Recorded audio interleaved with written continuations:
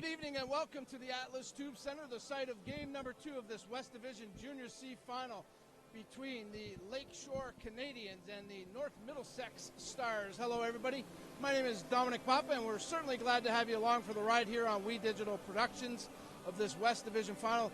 Last night, game 1 took place in Park Hill and it was the Lakeshore Canadiens coming away with a 2-0 victory to take game 1. They're hoping to obviously duplicate that performance here tonight on home ice. Before we get into tonight's hockey game, though, I want to talk to you and tell you how these two teams arrived here at this location. First, let's take a look at the road to the Schmaltz Cup as it is, the North Middlesex Stars.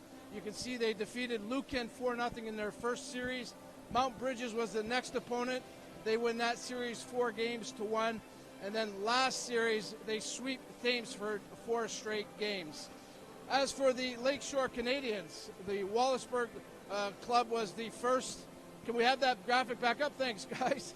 Wallaceburg was up first with a 4-0 sweep there for the Canadiens. Wheatley provided a good challenge for the Lakeshore Canadiens. They win it 4-2, though. And then, of course, we were part of the Essex series, the 73s.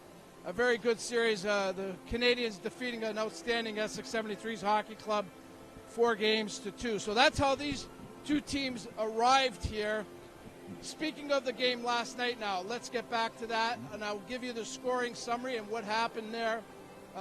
Boy, what a year for Trevor LaRue in the playoffs here. LaRue has just been on fire. Scored again what turned out to be the game-winning goal in the first period, a power play marker. Weston and Walker with the helpers. Another goal was added in the third by Jacques. Another power play marker. Weston and Siren were the helpers there. Trevor Heslip with the shutout last night, 25 saves.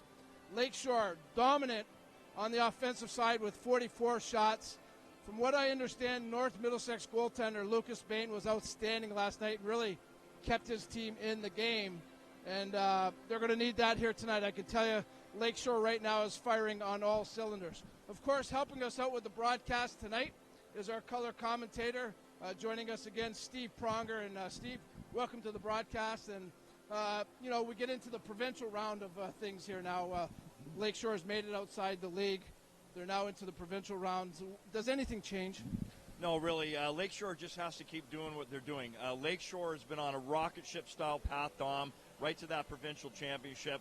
And they made pretty good work of Essex, and they just have to keep doing what they're doing. Lakeshore at home tonight has to prove that they can win at home and secure games at home and finish this series early.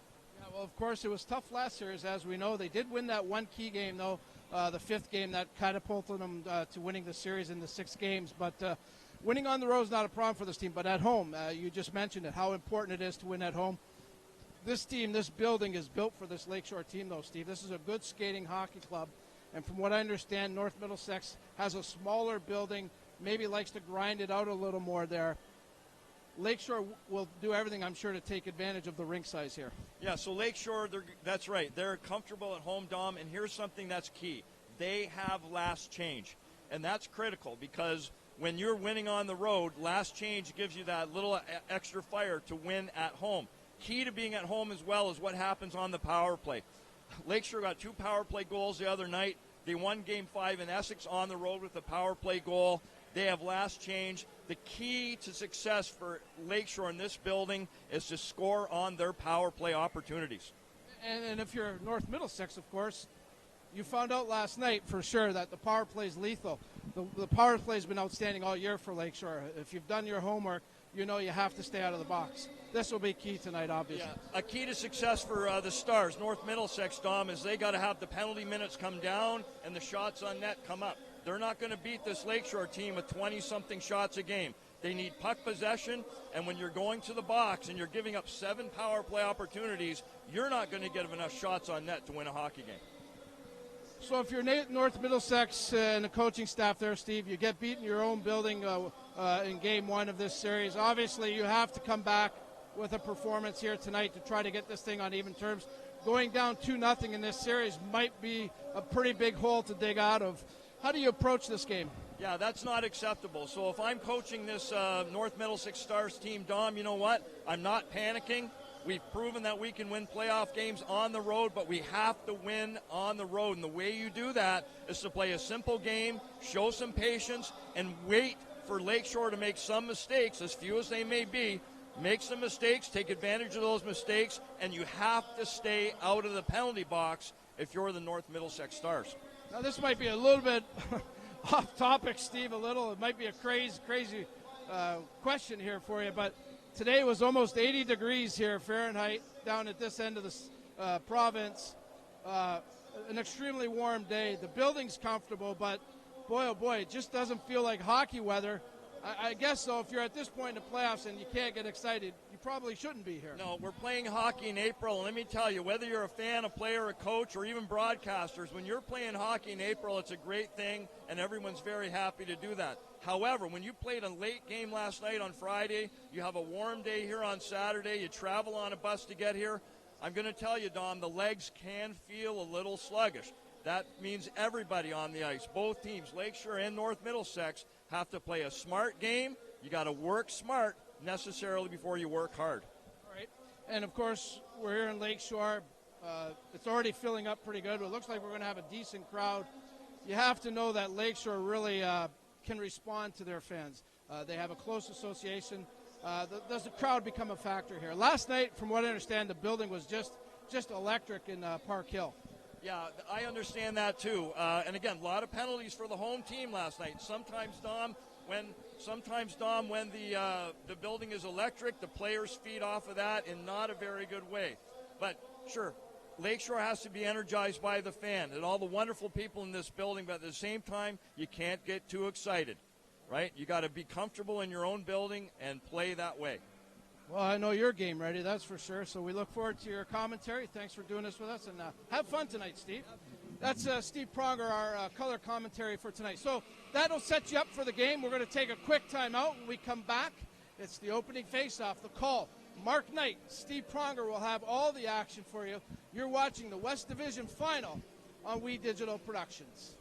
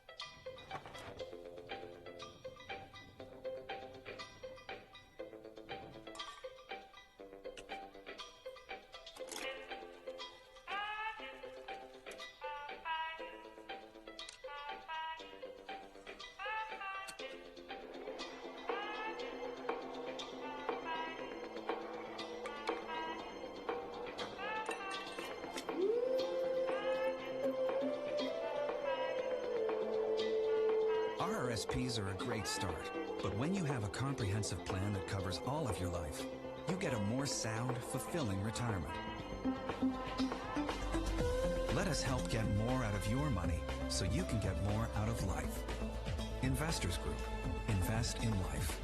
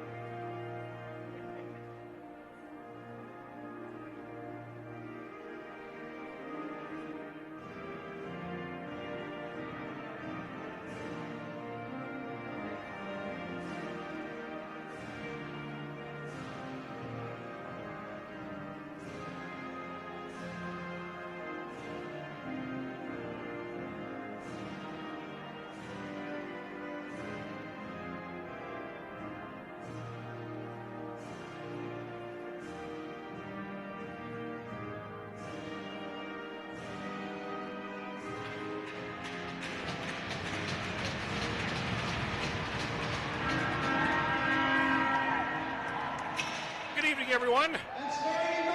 Welcome to the Atlas Tube Center. Mark Knight along with Steve Prager here, the We Digital broadcast of the Lakeshore Canadiens against the North Middlesex Stars. Looking at the visiting goaltender, Lucas Bain. He wears number 33. He's got 11 wins and 1 loss in the regular season and 1.73 goals against average. And there's Roman Liberty. The Lakeshore Canadiens are going to go with their backup tonight, Steve, and he's got 4-1 here in the playoffs, 1.23 goals against average, and a .924 save percentage. Our referees tonight, Chris Ferreira, Kyle Vermast. The linesmen are Luke Pye and Curtis Perry. Chris Ferreira is going to be dropping the puck on this action here just shortly at the Atlas Tube Center, sponsored by St. Clair College tonight. And we are ready for some We Digital Lakeshore Canadiens hockey. Lakeshore wins the opening faceoff, tips it back into the defense. Quickly up to Trevor LaRue. He shovels it into the zone, tries to get it back out of the zone, and the Stars skate it out. That's Amos with a shot into the end boards. Working in the corner. Amos with it again. He's looking for someplace to go. He dumps it back. It goes around behind the net. And that's Albano tying up his man. He shovels the puck out. The captain, Weston, quickly taps it up to Trevor LaRue, knocks it into the zone, ends up behind the net, and the Stars push it away out of harm's way. Back out to the point, and it trickles across the blue line out to center ice. Cyrene shovels it back into neutral zone, and the Stars push it back up. Dylan Weston drives it into the end boards, and he goes for a change. With a minute into this game, quickly the Stars shovel it out. Bannister takes a hard check along the boards, and the Stars dump it in deep. Cyrene waiting for the check, nicely shovels it out across the far boards, and they're digging for it. Once again, Bannister over to his line mate, defensive partner Cyrene. He shovels it all the way down. It doesn't get touched, and we've got our first stoppage of play here. Mark, the first 1 minute, 30 seconds, as you see the goalie there, Lucas Bain. He hasn't had much to do early in the game. Why not? He needs to calm down and be rock solid tonight. He cannot be in the net for 2 games in a row, 2 losses against Lakeshore. Well, he saw a lot of rubber in the last game, which the Lakeshore Canadiens were on top 2-0 for. That. We're still waiting on our first shot on net. And there's Nemo out into the zone, up off the glass, back out to center ice. And away come the Stars. 3 across into the corner. The Stars are digging.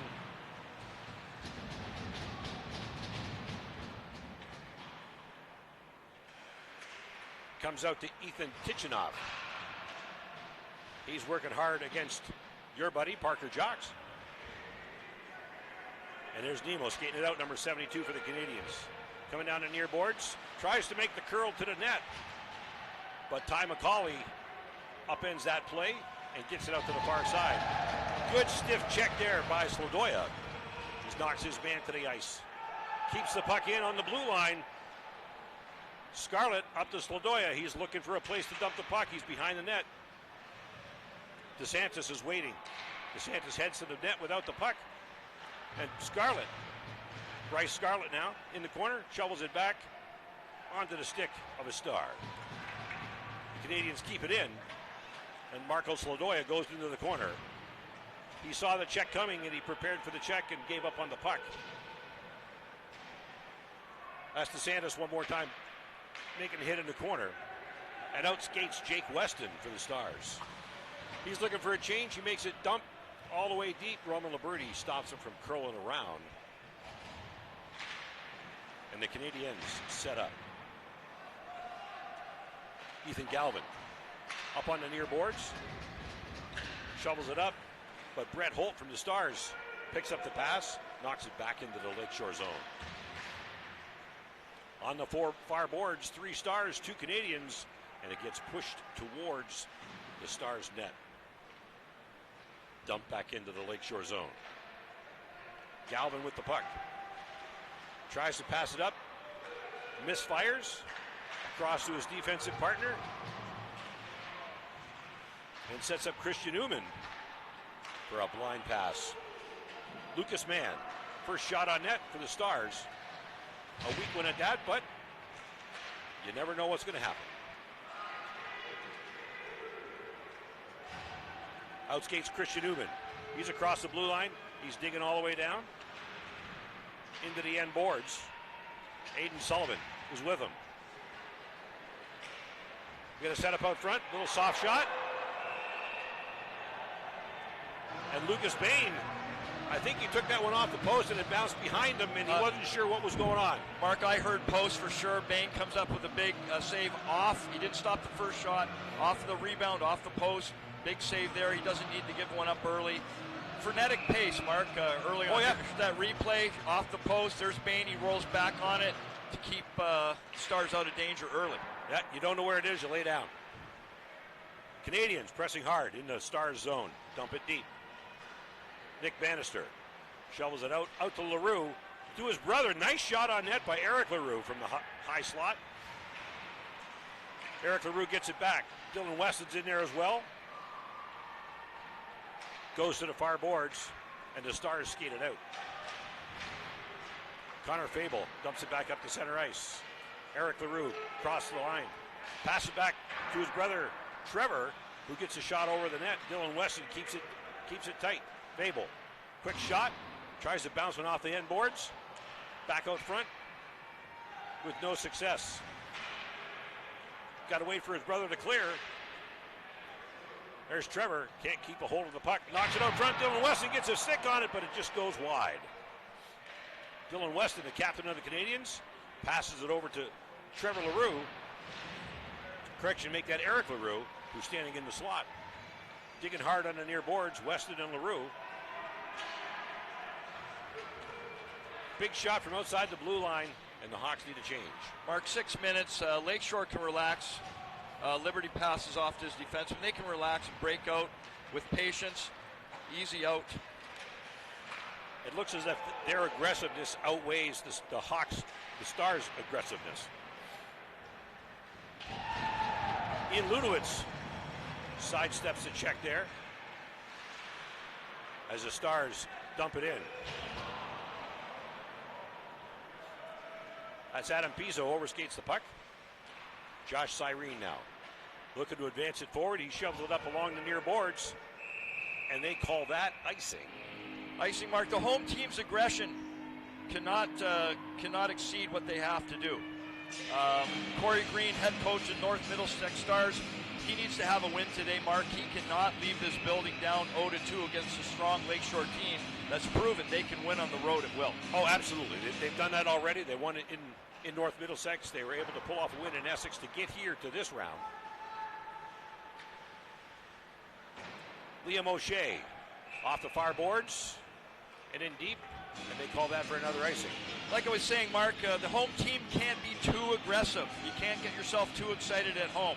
You have last change so you can relax a bit. You can always refresh, replenish who you're going to put out on the ice, especially when you have deep face-offs in your opponent's end. One good thing about Anthony Iaquinta, he likes to roll four lines, and you're going to see a lot of all the players wearing white tonight.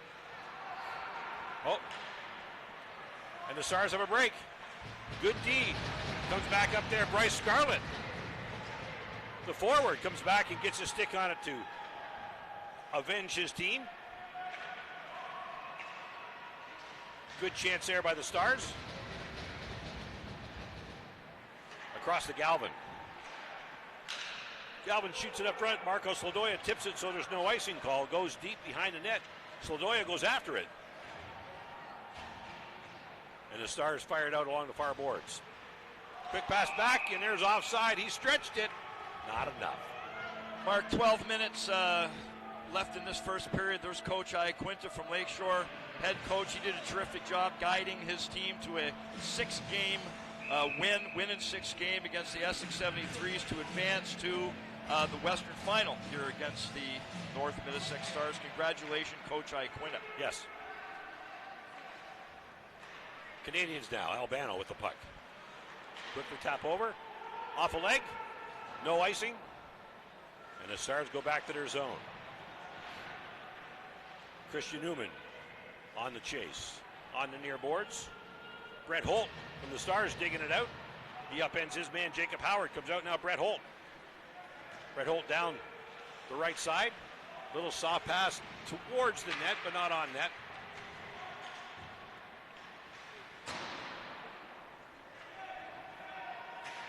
Bouncing puck in the back. Matthew Herneman behind his own net, takes a big check, coughs up the puck just in time, and they get one out. Tries to break Sullivan loose. Couldn't quite handle it. The big line's coming back out now. LaRue. Weston should be out there shortly. They shovel it in, and that'll be icing. So that'll give Dylan Weston a chance to come out to match up with his line mates. Yeah, deliberate icing as we look at Liberty there. Mark, he really needs to show some patience. He's supporting his team. They're looking for that second win of this all-important second win of this playoff series. Haven't had much, only one shot against so far. He might be in for an easy night. Well, I hope so. We'll see. Cyrene with the blast. Wide of the net into the corner. McCarthy skates all the way around. Still has the puck.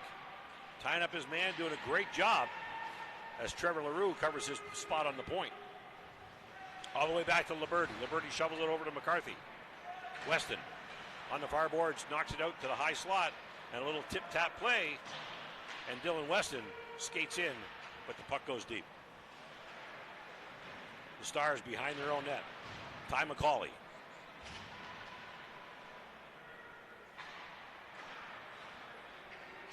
Galvin keeps it in, shovels it behind the net. The Stars tip up, and Eric Lave tried to break through. Didn't have the wheels for it. And here goes Nemo. Nemo, shot. Goalie didn't give any room. He put it off the post, and it stays out.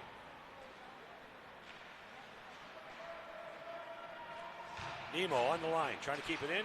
It goes in, comes back out. Nemo once again. Adam Pizzo off his skate and into the corner. Parker Jocks over to Galvin. Galvin, quick pass up the far side, and it's knocked back into Jocks. Jocks utilizing his defensive partner. Walker tips it up. Quick shot, but it's wide. The glove was out there. Lucas Bain was ready for that one. Couldn't quite get the handle on that, and they're scrambling in front of it. It's in front of the net. Quick pass off the glass. Jocks, hand up, keeps it in. Pizzo working hard down low. The Stars are a little bit of trouble right now. They can't get off the ice. They're playing all the time in the defensive zone. Albano now shovels it in. They were thinking about a change, but they couldn't quite execute that. DeSantis now on the near boards.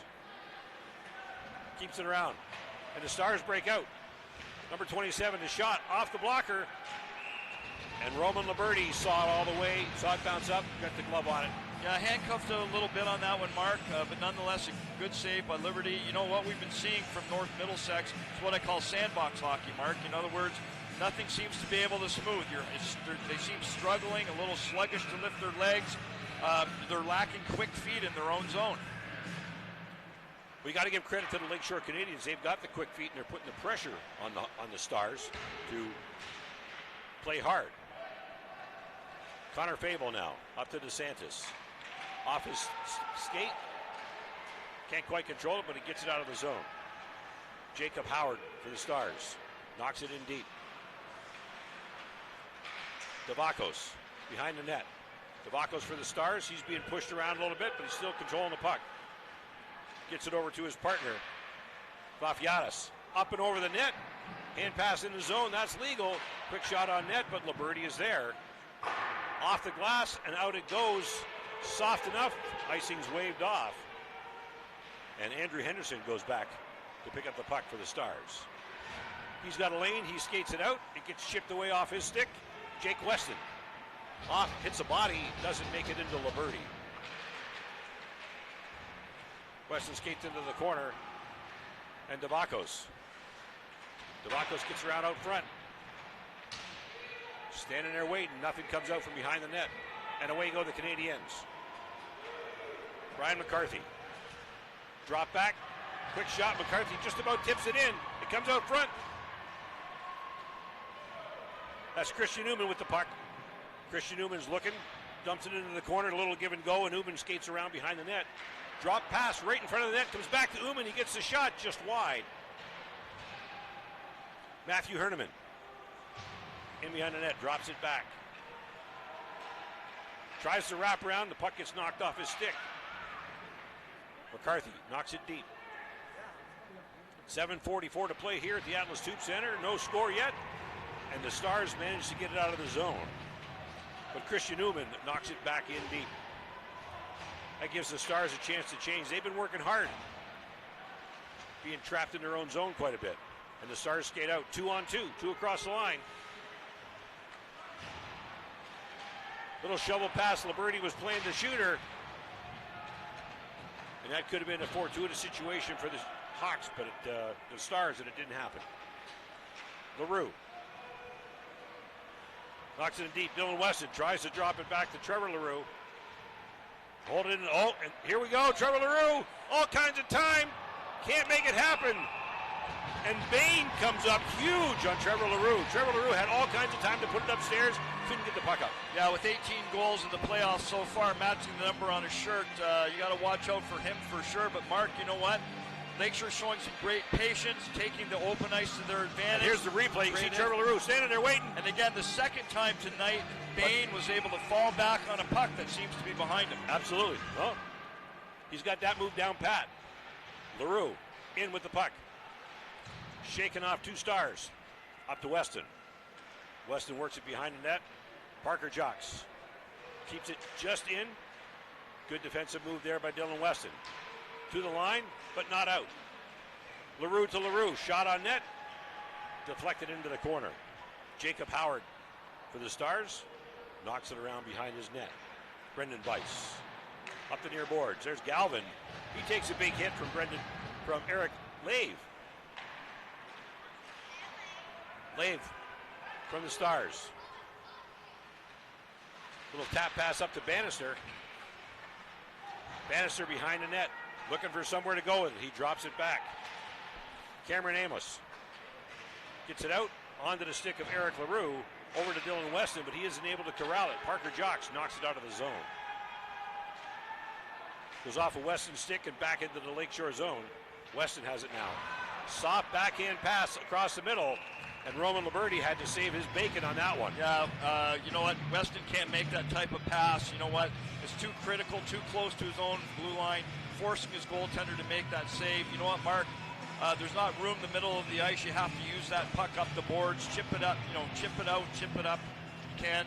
Got to watch out for those turnovers near your own blue line. Anthony Liberty will have a little chit-chat with Dylan Weston about that play. They can count on him.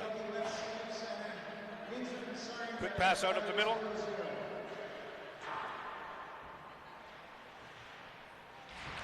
Shots are 5-4 thus far. We got 5 minutes and 35 seconds left to play.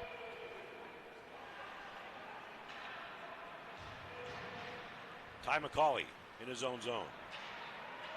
Taps it out. Albano, the Canadiens. Jake Nemo. Kyle Walker now working hard in the corner. Nemo and Walker fighting off the Stars. Moving the stick out of the way. Walker shoots it back to Nemo. Nemo gets it over to Albano on the point. Quickly shot out front, and the Stars skate away with it. Lots of work in the corner, but the Stars benefit from the hard work. Walker takes his man down. Fable.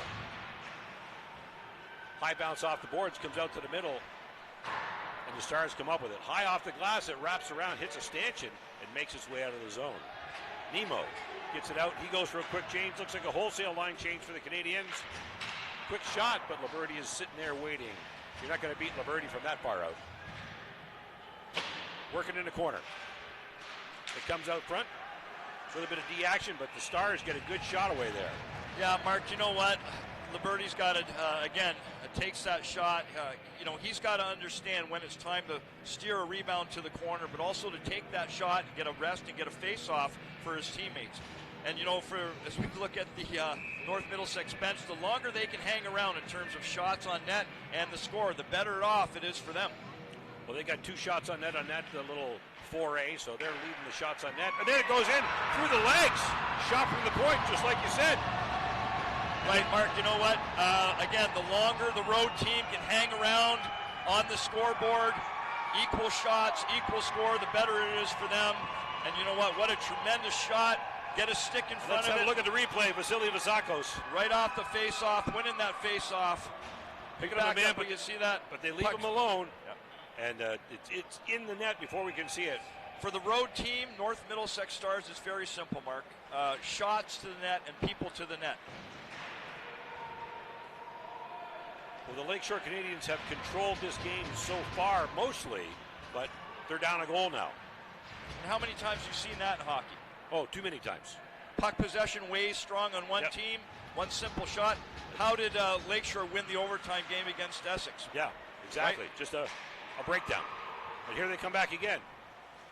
Same man, Devakos. That's what Liberty's got to do. He's got to accept these shots, calm things down, give his players a rest, allow the coach to send out and set it up who I want at that face-off. I wonder if Liberty actually saw that puck come through. It looks like he moved a little late on that. Like he should have had that puck, but probably went through something and trickled through the 5-hole. Nonetheless, there's a big shot off the glass. Again, off the draw. Yep. North Middlesex, Mark, winning draws, getting shots off the face-off. And that's key. Eric LaRue dumps it in, waits for Trevor to get out. He checks up. Eric LaRue with the big check in the end boards. Out to Dylan Weston. Oh, nice shot by Weston, but it doesn't make it all the way to the twine. Cal Vermaas was right there looking. Here comes Eric Lave.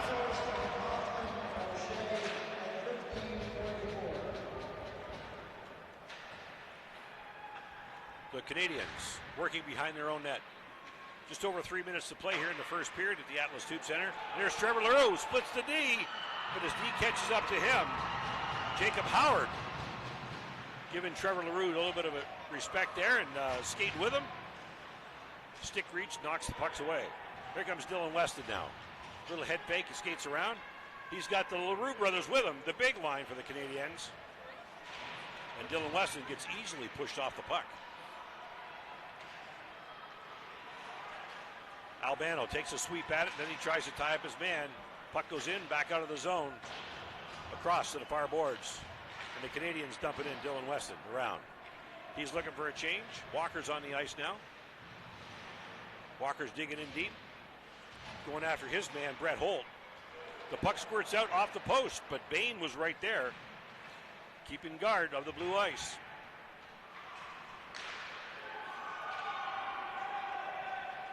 Puck deflects all the way back past the goal line. And Roman Liberty does some good stick work to get it out on the near boards. Across the ice, Adam Pizzo. Come over here to Dean Albano. Dean Albano gets a shot through traffic. But Lucas Bain was in the perfect position, right in the chest. Lakeshore defenseman Mark can't fiddle with the puck at their blue line. They get an opportunity. Great job by Albano there. Turn around, put that puck on net. We saw that work to give them a 1-0 lead for North Middlesex. Lakeshore defensemen have to match that. Absolutely. Bryce Scarlett wins the faceoff to Santos. Quick shot, a little bit wide, a little bit high. As we're nearing the 1 minute mark left in this period. Scarlett now working against Liam O'Shea. Knocked around to the far corner. Cale Johnstone gets up to the point and gets fired back in. Cyrene waiting for it. Cyrene's looking. The puck comes to him. Shovels it across to McCarthy. McCarthy dumps it into the corner, and Sladoya's in there. Sladoya gets muscled off the puck, but he gets it back. DeSantis meets two stars and gets rattled a bit, and the puck comes out of the zone. 1 minute to go in this period, and there's a big check. No arms up. And he's down. We got a whistle. And I'm thinking that's Brian McCarthy.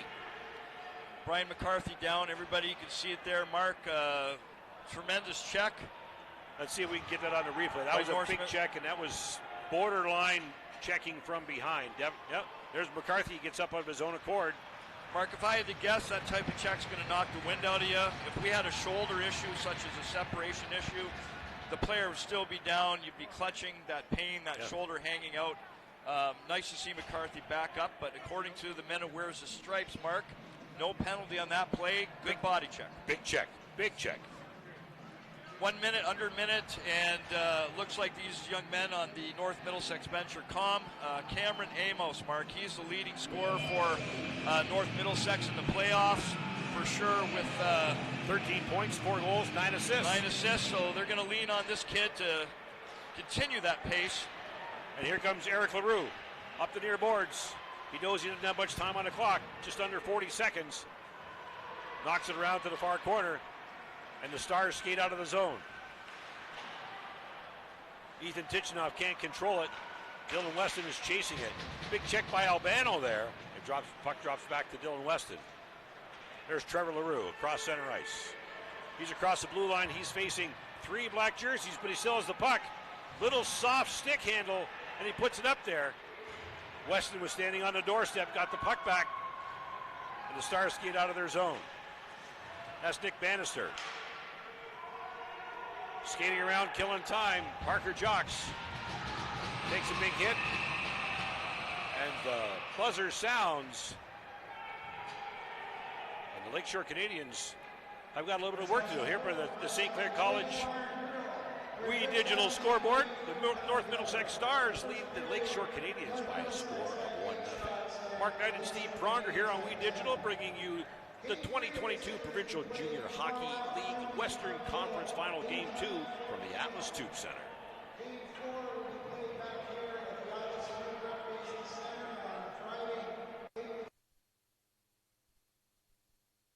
On-Time Express has all of your delivery needs covered with a fleet of 50 vehicles, including cargo and sprinter vans, along with 24-foot straight trucks. It doesn't matter if the freight is big or small. Mont's On-Time Express can guarantee safe and prompt delivery service throughout Canada and the United States. Licensed to broker freight throughout North America, Mont's On-Time Express features same-day delivery service, along with a state-of-the-art dispatching system and live GPS tracking assistance. Mont's is fully insured and Canadian bonded and has certifications with FAST, CTAT, PIP, and SmartWay. Mont's On-Time Express is open 24 hours a day, 364 days a year. To get your delivery moving, contact Mont's On-Time Express at www.montsontime.ca or call toll-free at 877-250-8282.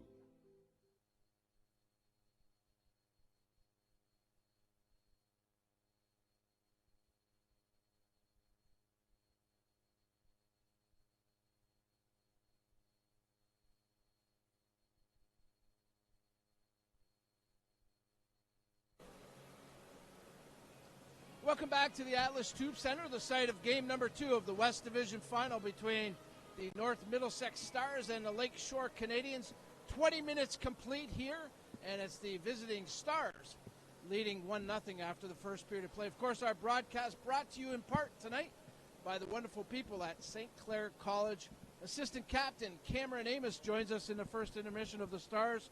Have to feel pretty good, Cameron, coming out with a 1-0 lead in this after this first period. Yeah, it's definitely nice to be up 1 coming out of the first, especially on the road. Got the bus legs out of us for sure now, and hopefully just keep going up from here the rest of the game. What did you take out of Game 1 last night? Of course, it was very important to have a good first period here, bounce back after the loss last night. What did you take out of last night and learn about Lakeshore that you had to work on today? We knew they were going to be fast, move the puck well, fundamentally sound, but yeah, definitely the fastest game we've played of the season last night, so we knew we had to be better tonight, and I think we're on the right path here. Yeah, your rink is a smaller rink compared to tonight, so your team is built to play that physical, grinding type of style. Do you have to adjust here tonight, and why do you think you can have some success here? Yeah, we're used to the physicality for sure, but we do have a fast group still, so we're making the adjustments we need to on the big ice. It's definitely more open. There's a little bit less physicality, but I think we're adjusting to it pretty well.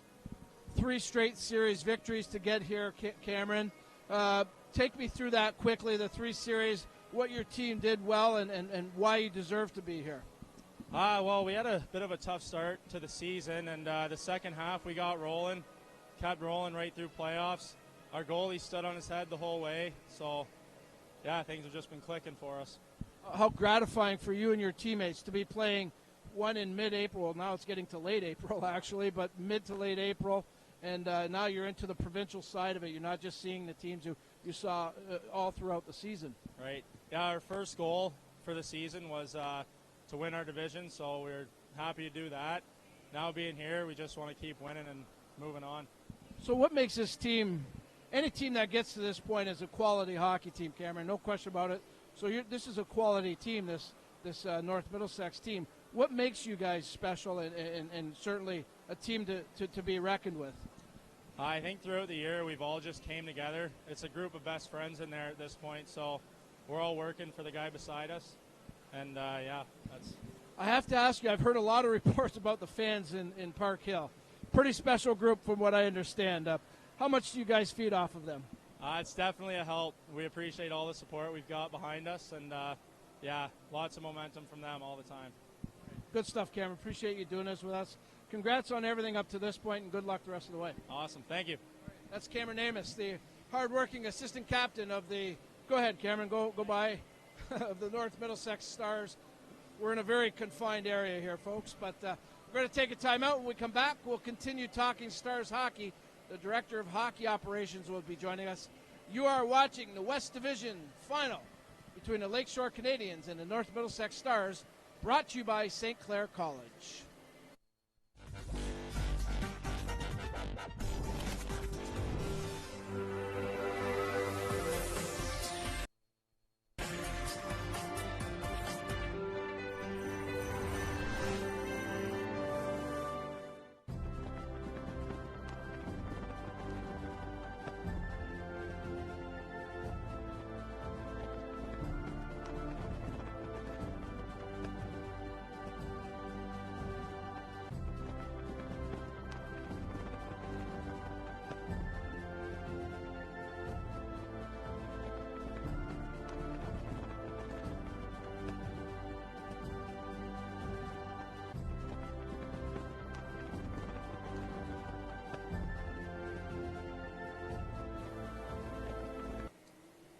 Continue on with our coverage of the first intermission, the West Division Junior C final between the Lakeshore Canadiens and the North Middlesex Stars. 1-0 for the Stars after 20 minutes of play. The Director of Hockey Operations, Todd Garner of the Stars, joins us. Thanks for doing this with us, Todd, and have to feel pretty good about a 1-0 lead after this first. Yeah, we're hanging on, and hopefully we can generate more scoring opportunity and keep it going. You had a good look at the Lakeshore team, from what I understand, through our broadcast, actually. Yeah. So you kind of had an idea what to expect going into the series. What did you and the coaching staff discuss and really have to make note of to find a way to beat Lakeshore? Yeah. They're structured. They're well coached. They've got some great players, and we just got to play our game and try to take away some of their opportunity. Your team's pretty special as well. I mean, to get this far into the provincial side of the playoffs is a great accomplishment. Putting this team together, Todd, what was it like, and where did you think, was there any point in the season where you thought, you know what, we got something pretty special here? All along, we've had a great dressing room, a great group of young men, and I always believed in these guys, and they believe in themselves, and we're just hopeful right now, and they're just all playing hard for each other. We've got a great group of guys. The coaching staff is amazing, and we're just hoping for a good run. Well, it's already been a good run. I mean, you got 3 series under your belt. You're playing in a 4th. You're a step away from playing into a round-robin type deal. Things have to feel pretty good.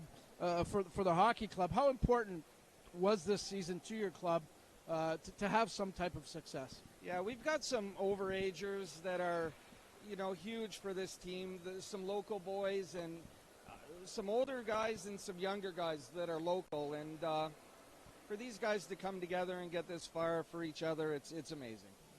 I love covering this level of hockey. It's really community. It's grassroots, and Park Hill, from what I understand, is a pretty exciting place. Oh, yeah. Not a big community, but boy, they're really this hockey team means so much to them. Yeah, I mean, you've got to come down and experience a game in our rink. It's fun. Our fans are great. The support we get through the community, the municipality, and everywhere is amazing. It really is. It's a team through and through. I would imagine, Todd, it's something where everybody knows everybody there, and again, that makes it that much more special that they all can enjoy this. And what was the season like?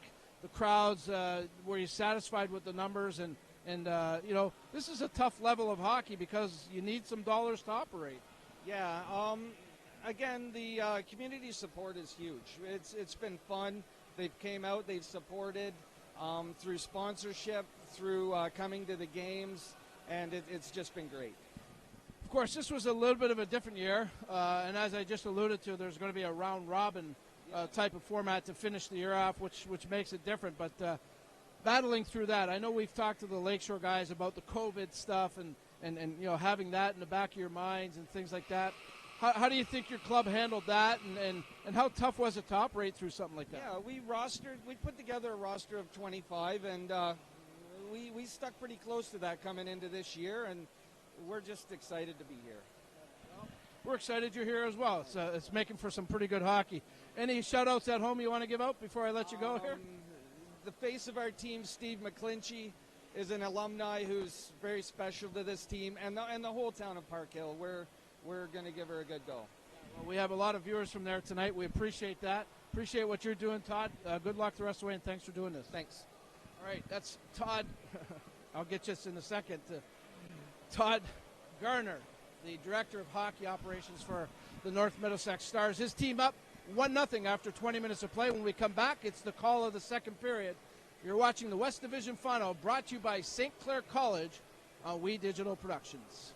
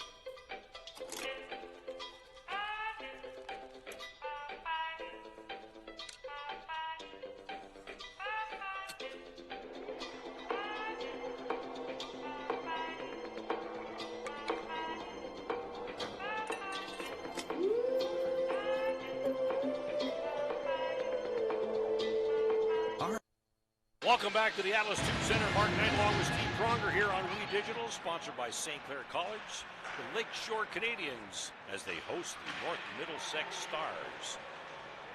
After the first period of play, the Stars are up 1-0 on these Canadiens. And they wrap a shot around the far boards. Out to the point, it's kept in there by Jacob Howard.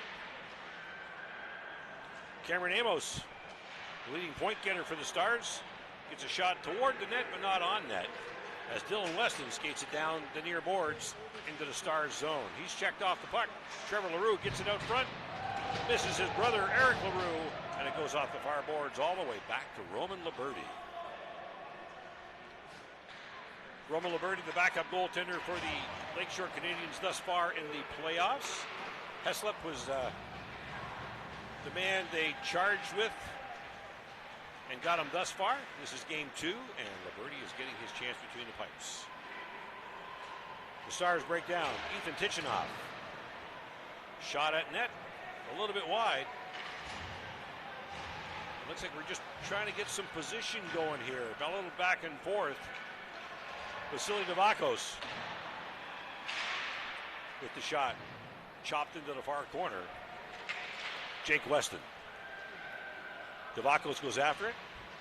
The Stars seem to control the play here for the first little bit here in the first period. And that's McCarthy up off the glass, out to center ice. And Trevor LaRue skates around, gets his back beat to his opponent, shovels the puck back to another white jersey. Mark, while you don't want to panic at home, you don't want to be too casual either. And the second period is starting out just that way. Casual is the right word, Steve. Like you need to put your foot on the gas pedal. That's right. Parker Jocks across. Quick shot on net. Big rebound into the corner. And the Stars skate out with it. Price Vafiatis. He's down the ice, still has the puck. Loses it in the fresh ice. Maybe a little bit extra water in that corner. And the Canadiens skate out of their zone. Kyle Walker. Adam Pizzo takes a whack at it. It goes up and back into the Canadian zone. Up the near boards. Adam Pizzo once again with the puck. Shovels it up the boards. And Tyler Lovey knocks it across for the Stars. Nemo. Quick shot. Nemo behind the net. Comes out to the point. Parker Jocks keeps it in. Adam Pizzo shovels it back. He's looking for a change. Slodoya comes on to take over for Pizzo. Quick shot on net up high, but Bain was there to shut the door. Nemo on the ice still. Heading back. Tries to touch it up. Heads to the bench. DeSantis takes his place with a big shot from outside the blue line. And Bain makes the save. Great stop there by Bain. You know what, Mark? First period summary. Devakos with his third goal of the playoff. Lovely, and O'Shea giving the all-important stat, the 1-0 lead that North Middlesex so badly needs on the road.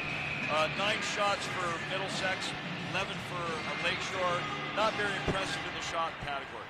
No, but you said the word casual there a little bit to the start here in the second period. That's the first, but it's not, the intensity isn't there yet.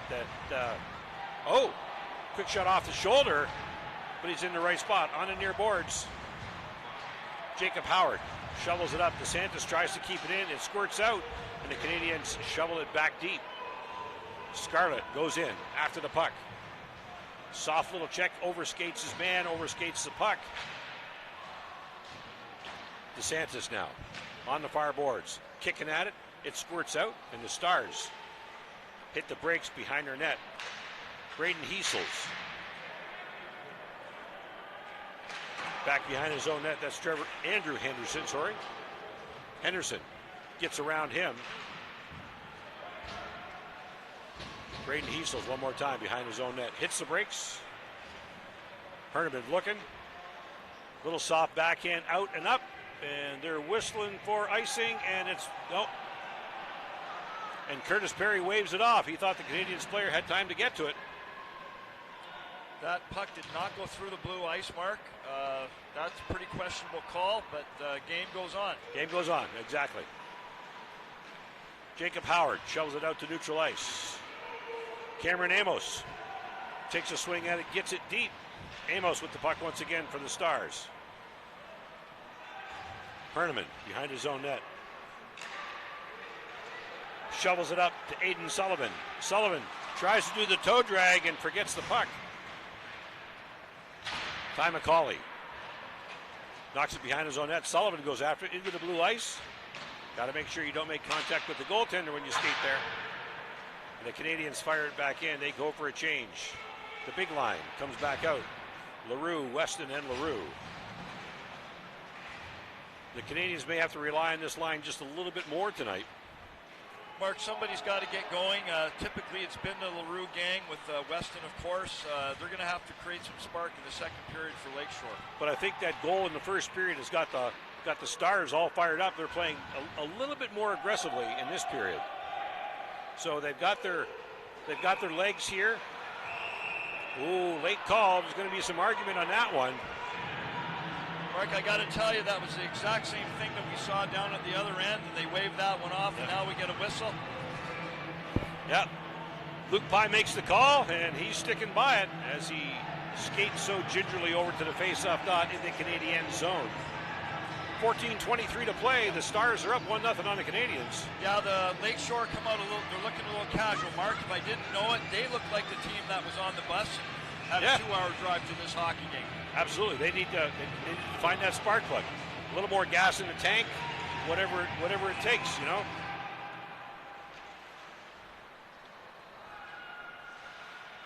We haven't seen a player in the sin bin yet, and that's a good thing, maybe.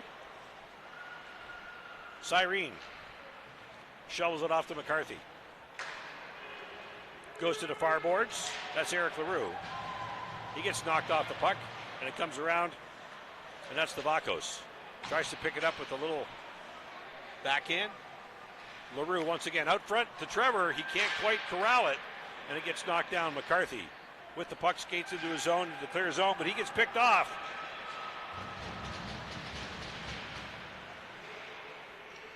The Stars seem to have a little bit more of a jump here. They're on the Canadiens, just a little stronger. There's a good bump. Leroux gets in, puts himself between the puck and the player, and Trevor makes the shot. But Cyrene, a big shot from the point, gets all the way through, and it's in the net. Cyrene with the second effort. He gets the first shot, big rebound. The puck comes back to him, and Cyrene buries it, and the crowd is thankful. Yeah, Josh Cyrene with a good shot. And really, Mark, in playoff hockey, if you have a look at You see Cyrene with the head bob. He's enjoying it. You got to keep it simple, right? Every shot on net in a playoff game, Mark, is a good shot on net. Okay, we saw Bain make a big save, create a rebound. Cyrene puts it up again. And here's the replay. Yep. Leroux quickly across. Bringing it up, bringing it wide. Okay, we get a nice shot. Okay, the shot attempt. There's the rebound. Came out to Cyrene, and he buries it home. Good for them. He's in deep as a D-man, but he was in the right spot at the right time. And we were talking about the casual approach from Lakeshore. They needed that. Up and over, and that's into the netting and back onto the ice. So that'll be a whistle. Mark, sometimes in playoff hockey, simple hockey is better hockey, meaning you bring the puck low, it goes back out high, shots on net. And there you see, there's our next games coming up for this series. Game 3 is in North Middlesex, and that's at 4 o'clock. Game 4 right back here at the Lakeshore Canadiens Atlas Tube Center.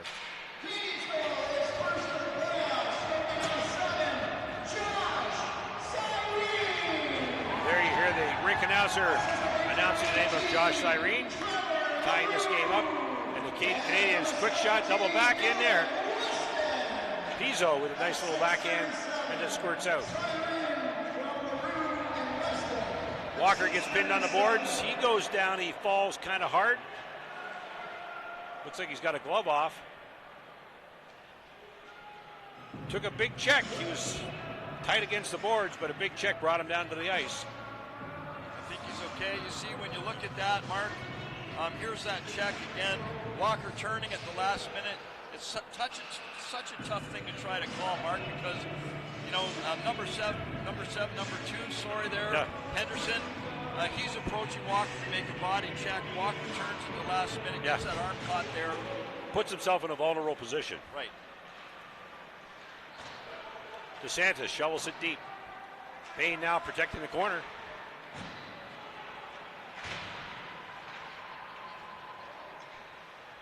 All the way back, Marcos Ladoya.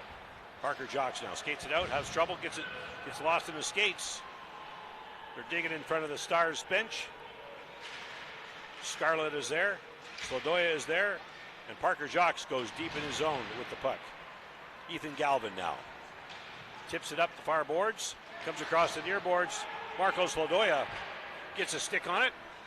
It goes deep. Jacob Howard for the Stars knocks it around. Quick pass out, missed his man, all the way down the ice it goes. The puck sort of split the defense there, and that's not what the Canadiens were looking for. Another errant pass, and the Stars were right there to pick it up. Albano, in a little bit of desperation, gets the backhand up off the glass so the Canadiens can get back in shape. Christian Newman in forechecking. Quick pass, he misses it.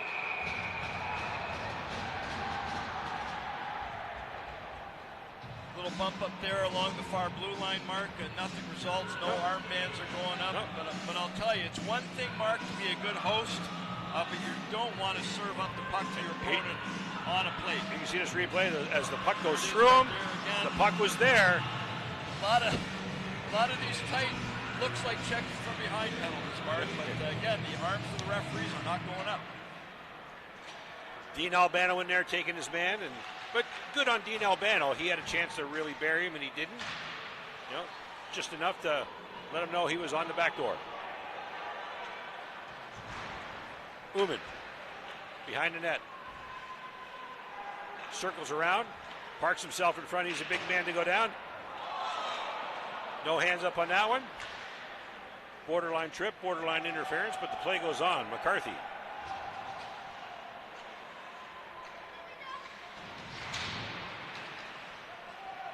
Puck goes out, back in. McCarthy one more time as the Stars forecheck. Canadiens tip it in. Dylan Weston ties up his man.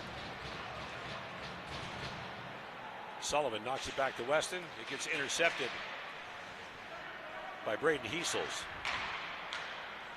Liam O'Shea knocks it out. Up to Cameron Amos, who can't control it, and the Canadiens skated out of their zone. A little bit of tie-up. Herneman holding on to a stick that wasn't his, but I don't know that he knew it wasn't his.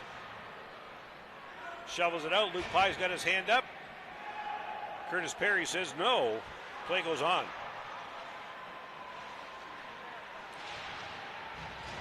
Weston up to Trevor LaRue. Little stick handle. We got a penalty coming up behind the play. Chris Ferreira making a call. It's going to come on to the North Middlesex Stars, and he's calling holding. Yeah, Mark, looks like Ethan Galvin. Sorry, my mistake. Cameron Amos, Dom's first period guest. Yep. Going to the box for two, giving the Lakeshore Canadiens that all-important power play, Mark. They were 2 for 7 the other night, last night in North Middlesex, and they don't need these kind of opportunities. Only 2 goals on the power play, and that's key. So now you've got the North Middlesex Stars' best point getter in the penalty box. They scored game-winning goals in the last round against Ethics on the power play. When you have the, I call them the Lakeshore gang, the LaRues and Weston, you don't need to give them this type of opportunity. And that's who's on the ice right now. Trevor LaRue with the puck. Quick shot off the skate of Jacob Howard into the corner. Jake Nemo. Parker Jacques with the puck. LaRue's looking for it. Shovel it down. Quick shot out to Weston. Can't quite bury it. He's sitting in the slot. And there's that opportunity that Lakeshore's trying to do. They're bringing it low. They pop out. I call it Lakeshore's popping out LaRue into that Austin Matthews spot for that all-important open shot. Kyle Walker on the first power play line, along with Trevor LaRue and Dylan Weston. And Jacques moves it across to LaRue. Weston going to the net. Looking for the shot. There goes Jacques. Little soft pass. It's out front. Still loose.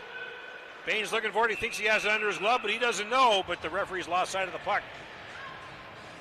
Bain's holding strong in there for his team. LaRue and Weston had great opportunities. Also, the opportunity is there for Parker Jacques, who's got 12 points in the playoffs. He needs puck touches on the power play as well. Well, we saw that with Josh Cyrene. You know, his defensive partner oftentimes, and Cyrene's on the ice right now. He has the puck. Cyrene's digging for it, working hard.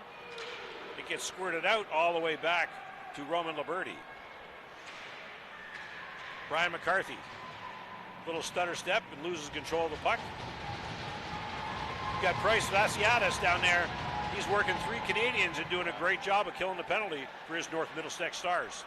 Great job from him holding up the Stars, holding up the Canadiens, wasting, Mark, valuable minutes in their own end. Killing, wasting, same thing. Same thing, killing, wasting. Yep. McCarthy now on the near boards. Trying to fight off Nick Bannister from the Stars. We're digging away.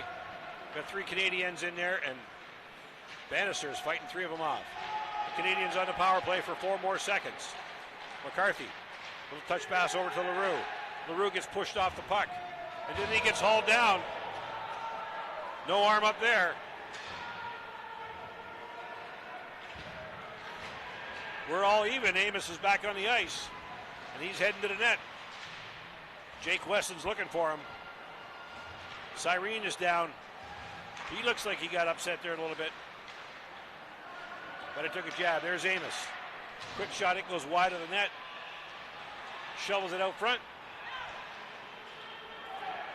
And Mark, let's remember this period, Lakeshore defensemen have that long change. They got a long way to go to get off that ice. Absolutely. In fact, Cyrene's still out there. Tichenov, shot high. Wraps around as Jake Weston gets on his horse and catches up to the puck to keep it in. McCarthy now. McCarthy skates out of the zone. Looks like he's laboring a little bit. He's probably due for a change, but he's going all the way, coast to coast. And here he comes, heading to the bench. You can see that in him. He was having a hard time making it to the far boards. They're digging. Chris Ferreira says, I can see it. As the Stars squirt it out. Back to the point. Dean Albano. Albano once again with the puck. Quick shot off the pads of Bain and into the corner. Christian Newman now. Christian Newman fighting off, loses the puck to Ethan Tichenov. Tichenov knocks it up. And Hayden Basso now. Hayden Basso, a little drop pass out to the slot. And Aiden Sullivan is coming along with Christian Newman. 2-on-2. Quick pass over to Sullivan. He tries to split the D, but they say no way.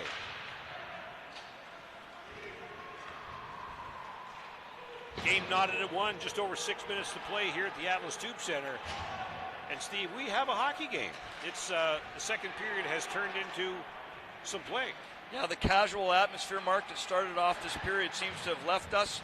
And, penalties been called, power play's been had, goals been scored. So, yeah, we seem to be in what we would say a perfect playoff hockey game right now. We're going to call for a hand pass here, and a little bit of pushing and shoving now, so it's happening. There it is. So Albano in the mix there. A few of the North Middlesex Stars. We're starting to see the type of game, Mark, that I thought we should see right from the very beginning. Kyle Walker in the middle of it down there. Lakeshore has got to start showing the enthusiasm they should as the home team. Lakeshore's a big club, and they are good at checking, and we haven't seen a lot of that. We've just seen finesse, and the checking may have just started right there. A little bit of pushing and shoving. Sometimes you have to get angry. The Stars, quick shot. Lucas Mann got in tight, threw it into the pads of Roman Liberty. Into the corner it goes. Back out front. That's Ian Ludowitz. And you knock it around. Liberty holds it up for Parker Jocks. Jocks in the dangerous zone. Being encroached by 2 Stars.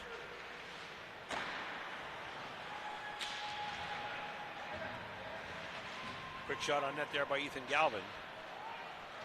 Kyle Walker skates out with it. Walker drops it back. And we got a call. Mark, I believe this is a high stick. I don't believe it's a penalty. I believe it's a high stick. It's coming out of the zone. Oh, the gate's opening up. Gate's not opening up. I didn't think it was a penalty, Mark. It's high sticking the puck. High sticking the puck. It's coming out of the North Middlesex end. I didn't see anything. I thought maybe something happened behind the play out of my line of view, but that's okay.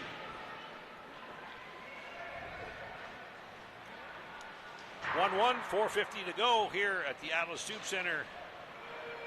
Game 2 of the Western Conference Finals. Quick shot there on Bain. Nice and calm. Keeps it out. Lucas Bain. Back to the point. McCarthy with the puck. Gets the shot through traffic. It gets stopped before it gets to the blue ice. McCarthy across to Cyrene. He's the goal scorer. And out they skate. Tyler Lovey. He gets mixed up with McCarthy, and McCarthy is the victor in that. He has the puck. Across to DeSantis. DeSantis hits Bryce Scarlett in the skate and trips him up a little bit. I don't think he was expecting quite that. Dylan Weston now with the puck. A little bit of skirmish in front of the net, but Weston back with the puck. We got a penalty coming.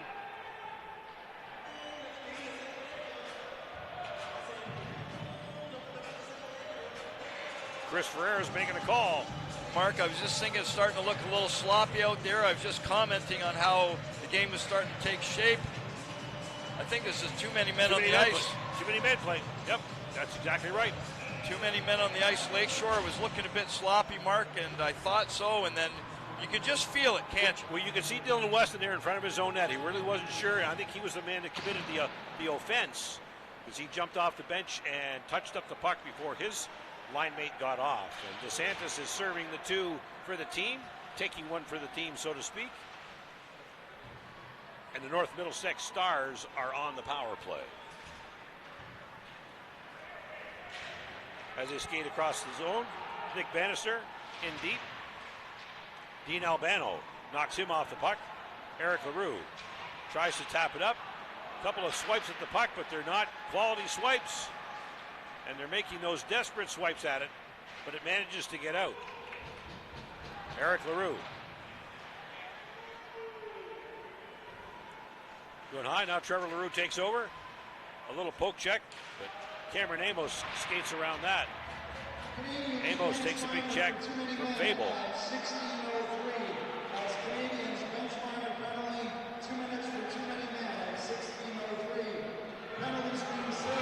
LaRue skates it out. He's got Trevor with him. Quick pass into the body of Jacob Howard. Perfect play on Howard's part to block Eric LaRue. And there's McCarthy with the block shot. The puck gets out. 38 seconds left in the power play for the Stars as they regroup. Nemo's on the ice now for the Canadiens. Bryce Scarlett. Puck gets passed around behind him. Nemo in the zone. 28 seconds to go, shorthanded. Nemo's in there burning the clock as the Stars try to assemble and get their way out. Devakos up the left side.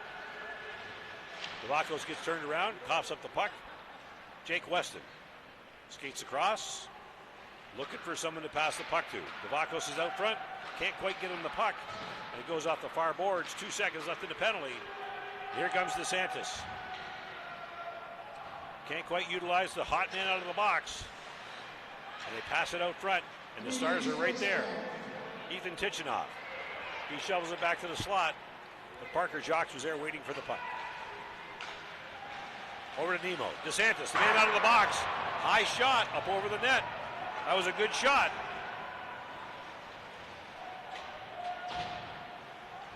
Shovels it deep. And Anthony Iaquinta gets his lines back in shape. Herneman. Yeah, Mark, 0 for 3 on the power play last night. North Middlesex was. Now they're 0 for 4 on the power play. Something's got to click for them if they want to take one of these games away and have a win back home. Well, I think they've learned their lesson. The coach, Corey Green, has talked with them about what to do. They got into penalty trouble last night, and yet, they're playing a pretty good game, but there's a little bit of stuff starting to happen, as we talked about there a little bit ago. So Matthew Herneman hanging around the net, creating traffic, creating chaos there. Lakeshore is able to exit their end easily on the replay here. And side dish. Mark, really nice shots are needed. Glorious chance. Up and over the net like that, and it's just playoff game, you got to make that shot. And they work on those in the warm-ups. You see all the players come out and they're ripping them off the crossbar, trying to get that shot. But when you get the opportunity, the pressure's too much. Yeah, Bain understands he's got to have a big game tonight for his team. He can't let one of these perimeter shots in, giving Lakeshore a 2-1 advantage. But the shots really, Mark, if you look up there, are getting out of control for Lakeshore. I don't know if the shots on the Jumbotron are correct. Because the ones for the visitors haven't changed, and they've had some shots this period. So here's Albano. Under 45 seconds to go here in period number 2. Albano working on the near boards. Walker now. Dylan Weston keeps it in. Amos knocks it out. Canadiens bring it back in the zone. That's Tyler O'Neill on the far boards. Jake Weston. He knocks it in deep. 27 seconds. And the Canadiens are skating like they're tired. Another penalty coming up. This is going to be on the Canadiens. Looks like it's gone to Canadiens captain, Dylan Weston. Yeah, the referee gave the slash signal there, Mark. North Middlesex are going to finish this period with a power play. Weston going off for 2 minutes for slashing. Ill-advised penalty time. Really, you want to finish, as a home team, you want to finish each period strong, certainly in a tie hockey game, giving an undue advantage to North Middlesex to start the third period. Eric LaRue on the ice. Shoots it down all the way, making sure he can burn that up. Clock winding down. Cameron Amos realizes he doesn't have time to make it all the way down, and Trevor LaRue just picks up the puck with a little head fake. But we said that just a few minutes ago. They look like they were tired, and that's what happens when you're tired. You make those silly plays, and you do the slash, you do the trip, you do whatever. So there's the score at the end of 2. The North Middlesex Stars with 1, the Lakeshore Canadiens with 1. This is the 2022 Provincial Junior Hockey League Western Conference Final, brought to you by St. Clair College and We Digital. We'll be back.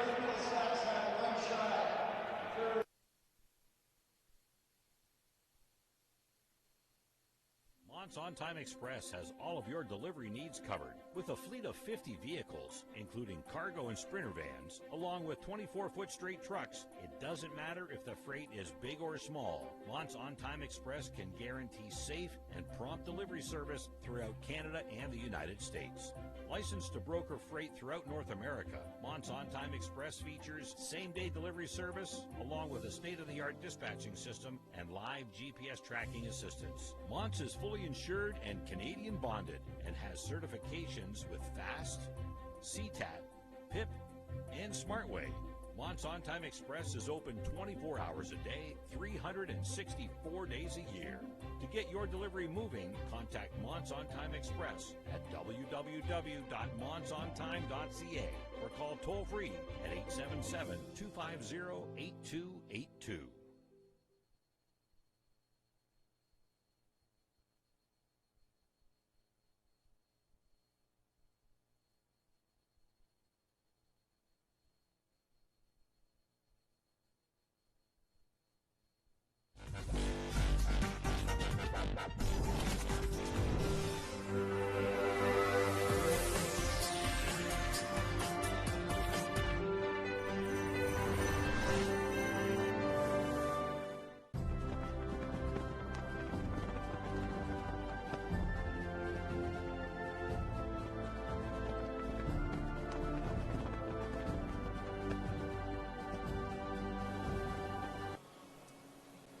Welcome back to the Atlas Tube Center. We're kicking into our second intermission. It's the West Division Final of the Junior C Hockey Loop. The Lakeshore Canadiens hosting the North Middlesex Stars. Of course, our broadcast brought to you by our generous partners, St. Clair College. Parker Jacques, one of the veteran defensemen of the Lakeshore Canadiens, joins us. Thanks for doing this with us, Parker. And 40 minutes in, how different is this game tonight than that of last night? Same intensity, pretty much. I think we're a little bit slower tonight. Got to pick up the wheels for the third period and hopefully get away with a win. You don't want to tie the series back up. You want to get up 2-0 and get a lead and then head back there tomorrow and hope for the best. It really rubs out the victory last night. Talk to me quickly about that and how that game was won, Parker. From what I understand, a really solid all-around performance by the Canadiens. Yeah, well, we don't really know much about this team at all. So when we went in last night, really just tested the water, see what was going on. And we could tell right away they got a good goalie. So we got to keep peppering them with shots and try to get the bounces that are really good and have a solid D zone to make sure that no pucks end up in the back of our net. So, how exciting, or I guess, to get to this point in the season, you're seeing a team now that you haven't seen all year long. Obviously, I would imagine the approach may be a little bit different, and you got to do some homework on the team to get ready now. Yeah, everyone before the series started, we were looking up, trying to find out anything possible, and I think we had a good get-go, a good start, and from here on out, just keep working, keep learning what they like to do out there, and trying to catch them off guard and really capitalize on our opportunities. So, great run so far, Parker, for this Lakeshore team, and this team's been tested. I mean, you look at the Wheatley series, you look at the Essex series. The Essex series I thought was classic. A lot of rivalry there. Of course, a lot of you guys know each other very well between the two teams. I'm sure it made it that much more sweeter, but the playoff run here, how well do you think it has prepared you to go further here into the provincials? Yeah, I think Essex and Wheatley are both hard-working teams. They're not scared to hit out there, and they gave us their best every game. And we really had trouble off the get-go. I don't think we really played our best hockey as of late, but it's time for us to really just turn it around now and get things going to get to the place where we want to be and win in all Ontario. GM Mark Segan talked to me about the team's run right now, Parker, and he said, you don't ever like to lose a game. We know that, but sometimes a little adversity doesn't hurt a team, and maybe that happened at the right time for your club. Oh, for sure. All season, I was kind of getting worried that we weren't facing the adversity we needed to for playoffs. So for us to be able to overcome it in playoffs and battle back and get the series wins, that's the biggest thing, and we're going to keep doing it moving forward and give our best effort out there. You're out shooting them handily again here tonight. You're going into the third period. You got to kill this penalty off, and you're tied 1-1. Coach Iaquinta, take us in the room with him. What's he emphasizing to the guys? Definitely pucks on net and winning every battle, individual battle, whatever it is. Make the blue lines too, make sure getting pucks in deep. Just all the things that to make sure that we don't get screwed over and maybe we capitalize on a couple opportunities. Appreciate the time here tonight, Parker. Congrats on everything up to this point. Hopefully your career here ends on a bang. I hope that for you, but best of luck the rest of the way. Thank you very much. All right, one of the good guys, one of the hard-working defensemen of the Lakeshore Canadiens, Parker Jacques, helping us out here in the second intermission. We're going to take a quick timeout. When we come back, we have a very special guest, Mark Hagerman, the Western Conference Commissioner, or so to speak, President, Manager, whatever you want to call him, works hard for the Western Conference. We'll talk to him right after these words. This is the West Division Final, brought to you by St. Clair College on We Digital Productions. What can milk do? Well, it can turn you into a morning person. It can help fuel some pretty tough stuff. And it can definitely make cartoons funnier. No, it can't.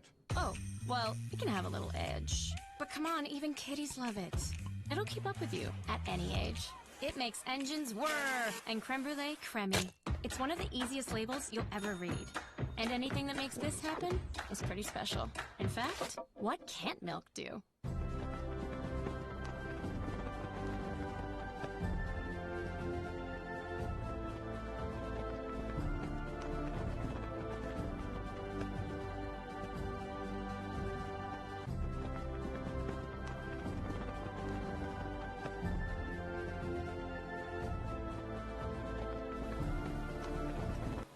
Continue on with our second admission here at the Atlas Tube Center. Game number 2 of the West Division Final between the North Middlesex Stars and the Lakeshore Canadiens. Brought to you by St. Clair College. As promised at the break, a hard-working gentleman that works behind the scenes for this entire West Conference, Mark Hagerman, joins us. And thanks for doing this with us, Mark. And how exciting to get to this point of the season after surviving all the COVID protocol and just everything that had to be adjusted for this year. Oh, it was tough. It was really tough. We got a good board of directors.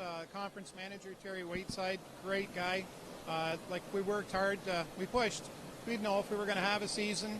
We kind of got left out in the cold last season, but it was nice. We managed to pull it off and get it scheduled, and here we are.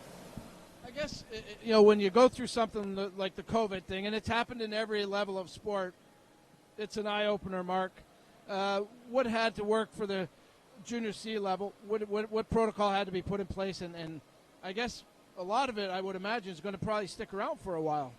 It was really tough because you're dealing with municipalities, you're dealing with federal government regulation, provincial government regulation. Each arena was different. It was really tough. Actually, our tournament, I was told the other day, the mask mandates are still in effect in Guelph, so we're gonna be with fans with masks on in the playoffs. So, which seems strange today when we look around, but I guess that's the world we live in now. Before we get to that tournament, I'm glad you brought it up. I want to ask you one other question, Mark. Your job, your role, the Western Division Manager, what does that entail? And I noticed you gave out the hardware last week when Lakeshore won against Essex, so one of the perks of the job, I guess, is to do that. But you're on the road quite a bit. Yes. So basically, take care of penalties. We're on the front line. We have a commissioner. There's 4 conferences, 4 managers. we all work with the teams. So we're 62 teams, 63 when we're at full strength here. Basically, there's just too many teams, too many guys for one conference manager. So this kind of splits things up into 4 and takes a little responsibility away from our commissioner. And so pretty much I handle everything that I can in the conference. We try not to involve the commissioner if we can help it, but sometimes we need to get him involved on things. But pretty much my job would be I just go through the penalties, game sheets, have to attend so many games, hand out a little bit of hardware here and there. I like to stay in communication with the referees, the officials. I try and get to visit them as much as I can, their supervisors. And like I said, we're just kind of we're on the front line for the league and try to make it a little easier and seamless for the conference or for our commissioner. Commissioner thanks you, that's for sure, Mark. But you mentioned the tournament, and that's one thing that has evolved because of the protocol. Quickly tell us, instead of 2 teams running off to the final championship, there's going to be a 4-team round robin. Yeah, I believe one game, the East, that's been decided is going to come here. I believe it's May 8th. So they'll play the winner. The East will play the winner of whoever wins in this showdown here. And the same with the North and South. And that'll get 2 games out of the way. And then we'll all arrive in Guelph on the Thursday and then hammer that out along with a Tier 2 play down where we've got, I think, Petrolia out of the West one Thursday night. So they'll go down there and they'll represent the West for the 2nd tier. Sounds like a great concept. I know it's makeshift, but it's a great resolution to a tough year. Congratulations on everything, Mark, to you and the entire crew working behind the scenes. We really appreciate your hard work to give these kids a place to play. Stay safe in your travels, and I look forward to talking down the road with you. Thank you. Thank you very much. Mark Hagerman, the Western Conference manager, working hard here to get these games to happen, and it is happening, folks. When we come back, it's the call of the 3rd period, brought to you by St. Clair College. This is the West Division Final on We Digital Productions.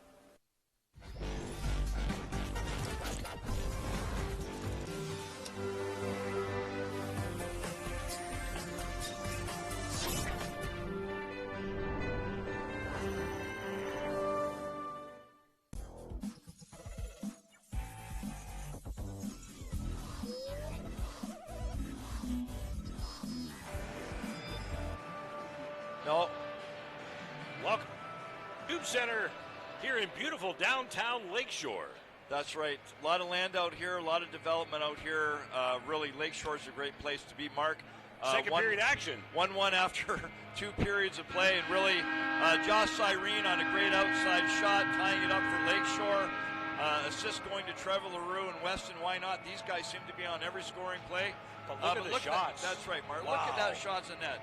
Hard to believe that North Middlesex only had 1 shot, official shot, in the second period. That's amazing. To Lakeshore 17, 28 shot. We said before the game that in order for North Middlesex to be successful, penalty minutes had to come down and shots on net had to go up. Well, they've got the penalty minutes down. They've heard part of it. But the Canadiens start the 3rd period on the PK. Dylan Weston is in the box for a slashing call. 1:43 left in that penalty. You see a shot of Josh Cyrene and the Lakeshore bench. There's a shot of Ronnie Susi, assistant coach. Hopefully he's got the magic in his bag, and really Lakeshore's got to kill this off to be successful. They cannot, Mark, allow North Middlesex to get one here. No, absolutely not. They need to hold them off, get back to even, and skate harder. Find some wind.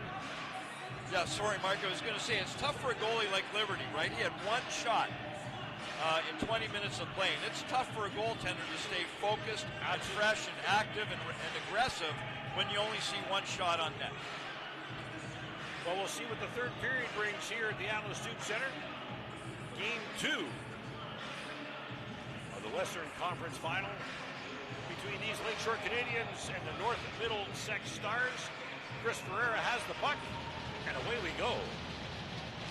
Canadiens win the draw. Eric LaRue dumps it deep into the Stars zone. And the Stars set up. 5 black jerseys, 4 white jerseys as they make their way down the ice. The Stars out front. Nice fresh ice. The puck is moving well. It gets out of the zone. They got a check up and regroup. Tichinoff with a shot wide. Amos shovels it into the corner, and Weston goes after it. Out to neutral ice.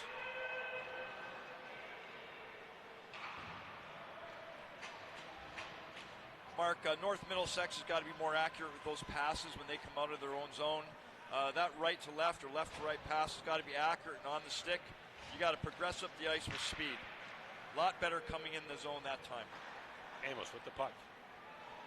Drops it over to Howard. Howard puts it back in front, goes all the way across. Quick shot. Roman Liberty gets a little touch of it, knocks it into the corner. There's Cyrene, the goal scorer for the Canadiens. Puck goes past him as Vafiatis tries to put it in the far top corner. Amos around. Howard can't quite keep it in. Amos jumps over the stick of Bryce Scarlett. And Cyrene is left to defend out front. Liberty, stick save to the corner. Scarlett goes after it. He knocks it into the zone. Takes the check off of Brendan Weiss. And the Stars dump it deep. Penalties over. 5 aside. And this is Walker. Behind his own net. He's being chased by Vafiatis. Mark, the Stars must be wondering what they can do to score on the power play. 0 for 3 last night, 0 for 2 so far tonight, with barely a few shots on goal. And to put you put the captain of the Canadiens in the box. He's the big line. He's the man that they look to, and that's what you need to capitalize with. When a star is sitting in the box, you need to do something. Face off to the right of Roman Liberty. Nemo shovels it back. Hard around Dylan Weston. Tips it up, gets it out. Tyler Lovey gets a stick on it. We're calling offside. Luke Pye's right on that.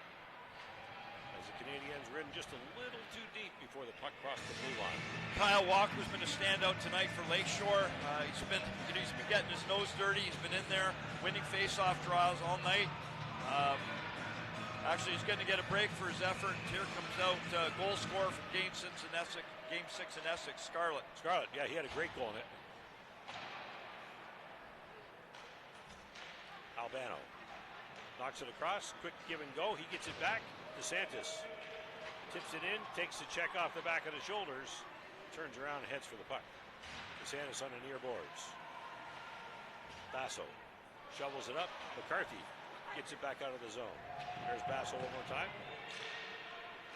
Liam O'Shea up to Basso. Offside as Braden Heasels was looking to break through and just got a little step ahead of himself. Yes, really good shot of the crowd here. Mark, sometimes that puck seems a little smaller than your stick blade, right? Yeah. Some of these pucks just seem to be evading stick blades and creating turnovers in the neutral zone. Cyrene skates it out of his zone, flips it in on Bain. Bain tries to shovel it into the corner, not solidly, but it gets there. Cyrene gets in deep, goes back onto his point. Puck squirts out, hand goes up, icing is called against the Stars. You got to be careful of the tactic of icing that puck. So game 4 here on We Digital pay-per-view is Friday, April the 29th, starting at 6:50 p.m. The North Middlesex Stars are back here in the building of the Lakeshore Canadiens in beautiful downtown Lakeshore, the Atlas Tube Center. Matthew Herdeman takes the face-off, gets it back to Calvin. And Galvin shoots it in deep. Gives his players a chance to check up. Comes back out to Galvin. He misses it. All the way back into his zone. Galvin skates around. Up the far side, loses the puck, turns around, gets the stick back on the puck, it gets tied up, and Galvin comes up with it once again. Out to Parker Jacques. Jacques. Across to Galvin. They seem to be a little bit confused here. Going to switch up lines. Looks like they've shortened the bench a little bit because the LaRue Weston line comes back out. they've got to get something going. The Canadiens know they need to put one more in the net to give a little bit of a cushion. LaRue turns quick, hits something in front. Back to Jocks. Jocks dumps it deep. Weston's on it. Weston still has the puck, takes a check, shovels it over. It squirts out. Bain's looking for it, but his defenseman, Diesels, pulls it away. Weston over to Jocks. Defenseman skates across the blue line, gets the shot down low. Bain steers it to the corner. Trevor LaRue on the point. Weston knocks it down. Weston behind the net, still has the puck. Looking for somewhere to shovel it. Bain keeps the stick out, and the puck gets deflected away. There's Fable, goes after it. Eric LaRue on the point, shovels it in. Trevor LaRue was in close, but couldn't get a stick on the puck. It gets flipped high and out. Didn't quite make the line, and Fable shoots it around, but Amos is there to pick it up, gets a quick shot on net. Good on Fable to get around her. He saw that Fable was going to shoot that around, and Amos quickly got there. They're going to credit North Middlesex, Mark, with a shot on net. Liberty is, he's doing what he has to get these perimeter shot. But what's the advantage here? Goes to North Middlesex, of course. They have a face-off in the Lakeshore zone, and they've been winning draws all night. There's another one. Draws back, shot wide. Looking for positioning. Tichinoff. Jake Weston down. Drops it back. Quick shot. Kick out the leg by Liberty. And Adam Pizzo almost broke free. Hits the player. Tichinoff in there once again, digging hard. Connor Fable shoots it around the far boards. And Heesels gets it back. It gets tipped up just outside the red line. Dean Albano now behind his own net. Quick pass up front off the boards. Tries to get it through. Andrew Henderson playing good D there for the Stars. He keeps the puck out low. Cyrene back in off the near boards. Goes back out to the middle. And Devakos looks to head out. We got an offside call as the Canadiens were hoping to break through. Yeah. 13:50 to play, and there's a shot of the Canadiens bench. Anthony Iaquinta, head coach of the Lakeshore Canadiens. Curtis Perry with the puck.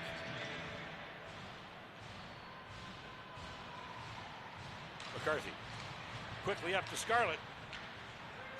Scarlett shovels it up, and he gets it back. Tries to drop it back, can't get a stick on the puck. He kicks it back to McCarthy, back to Scarlett. Scarlett takes the shot off a stick, up high and out of play. Mark, Lakeshore has to be more decisive when these pucks get on their stick. If you look at DeSantis there, Lakeshore seems to be hesitating. They're standing for a moment when the puck, that puck hits the blade of your stick. You have to move your feet. You have to be aggressive, especially this time of the game in a 1-1 tie. I wonder if their anticipation level is where it needs to be. They're not catching it like they should be. We've seen enough of the Lakeshore Canadiens to know that they're a better team than that, but they're having difficulty with these North Middlesex Stars tonight. The Stars are filling some of the gaps. Kick up by Hayden Basso. That's offside. Stars have to check up. Basso clears the line. And McCarthy tries to skate it out. Does a little weave, gets it up to the center ice. On the far boards, Scarlett is in there working for it, trying to pull it free. The puck is free. Johnstone knocks it back to his defenseman. Johnstone once again. Quick tap. Big check by Cyrene as Price Vafiatis skates across the blue line. You hear the crowd in favor of that. There's Sullivan knocking it in as the Stars drop back. Sullivan gets tripped up, but he's still on the puck. Puck gets dropped in, hits something on the boards, and Liberty was ready to play it. I don't know if the one door doesn't close properly, but the puck squirted out. And here's the Stars skating towards the net. And we got a little bit of a fisticuffs going on here. That's Tyler O'Neill and Parker jogs. And Parker's got his helmet off and he's throwing them. Trying to get something going. Parker lands a couple. He's got to watch his hand, Mark. O'Neill lands a couple. And the linesmen are waiting to get in there, and there they go. Curtis Perry and Luke Pye. They grab each of the offenders. Well, Mark, you can hear this behind us. Certainly the hometown fans are loving that effort from Parker Jocks, and why not? And there he goes. It's got to be careful. You're not going to break your hand or damage your hand. Into the Canadiens dressing room. And as Tyler O'Neill gets the high fives from his bench as he skates off. So guess, Mark, as the referees sort this out, who is the energy going to flow to? Who is going to take the advantage from this? At a 1-1 tie, someone's got to step up and take this game. So, yeah, someone has to make the move. Someone has to make the charge. The shots may indicate that, but here in the third period, the Stars have found a way to start adding their shots. So Cameron Amos is on the ice. Face off in the Canadian zone. Henderson shoots it deep. Canadians have it. Albano skates it across the blue line. Tries to hit Eric LaRue. It goes up. Little touch up. Weston. Big check in the end there. Crowd is liking that. And Weston another check. The captain is trying to get his team sparked up, and they call icing there. So Dylan Weston is looking. Yeah, what a great check by Weston. Here we're going to have another look at it again. And hopefully, here it comes in. LaRue approaching. Mark, but I said, when we talk about taking a game or taking a game over, it often comes from an aggressive gesture. We just saw that 2 ejections from the game. Who's going to take that advantage now playing 5-on-5? Dylan Weston isn't known for his big checks, but he wears the C, and he stepped up. There he is, working hard in the corner. LaRue tries to dig it out as the Stars skate out of their zone. Quick shot down to Roman Liberty. He freezes it up. Gives his team a chance to change up if they need to. Good shot of Fable there. Has been a strong presence for Lakeshore tonight. Liberty's, he's doing what he had to do, keeping things calm. But again, you're going to freeze the puck in your zone, Mark. Another look at Fable. You have to win those draws in your own end of the rink. Wholesale line change for the Lakeshore Canadiens. Kyle Walker in there taking the face-off. Stars with control. Nemo checks the puck, knocks it out of the zone. He skates hard. Skating up to catch up to Liam O'Shea as the puck squirts behind the Middlesex net. At the point, McCarthy shoots wide. Good hard shot off the end boards, comes up to Nemo. Behind the net, out front, Nemo gets the shot off. Walker now. Walker looking for some room. Cyrene with the goal scorer, right into the breadbasket of Bain. Great heads-up play by Walker. Cyrene was set up nicely. Very similar spot, Mark, to where he scored his earlier goal in the second period. But a lot of credit goes there to Walker, showing some good patience, looking at the net, looking off then over to Cyrene for that shot on net. But Bain was in the perfect place, absolutely perfect place. He skated out to the top of the crease, and he knew the puck was coming to Cyrene, so he had to make sure that he closed off the net as best he could. Score remains 1-1. Just over 10 minutes to play here in the third period at the Atlas Tube Center. Lakeshore Canadiens, North Middlesex Stars. DeSantis gets a stick out there, upsets his man. Slodoya with a wrestling move brings his man down. So the intensity is definitely picked up here in the third period, second half of the third period. As the Stars skate out, off balance, across the blue line, gets a soft shot on net. Yeah, again, Liberty taking a good play there, keeping it calm, keeping things down. Lakeshore, Mark, has to keep their composure. They want to take the game aggressively, but they have to do it with reasonable aggression.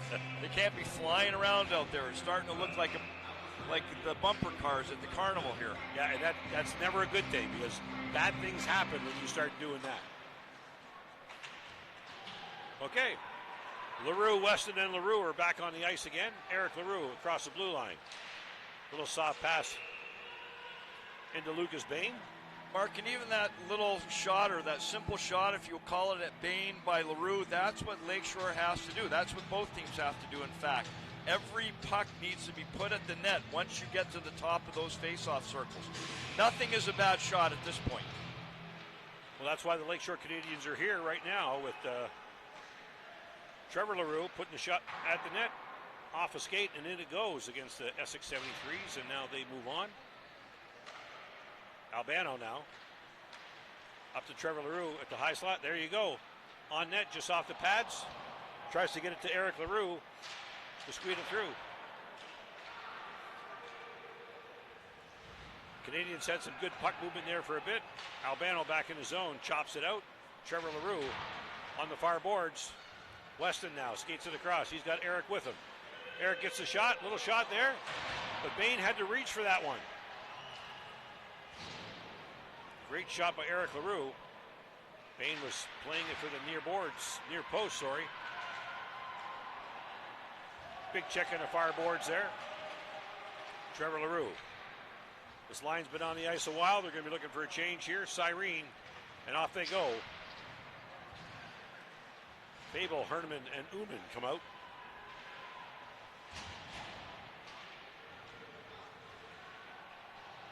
Scuffle on the near boards. Sullivan sees it.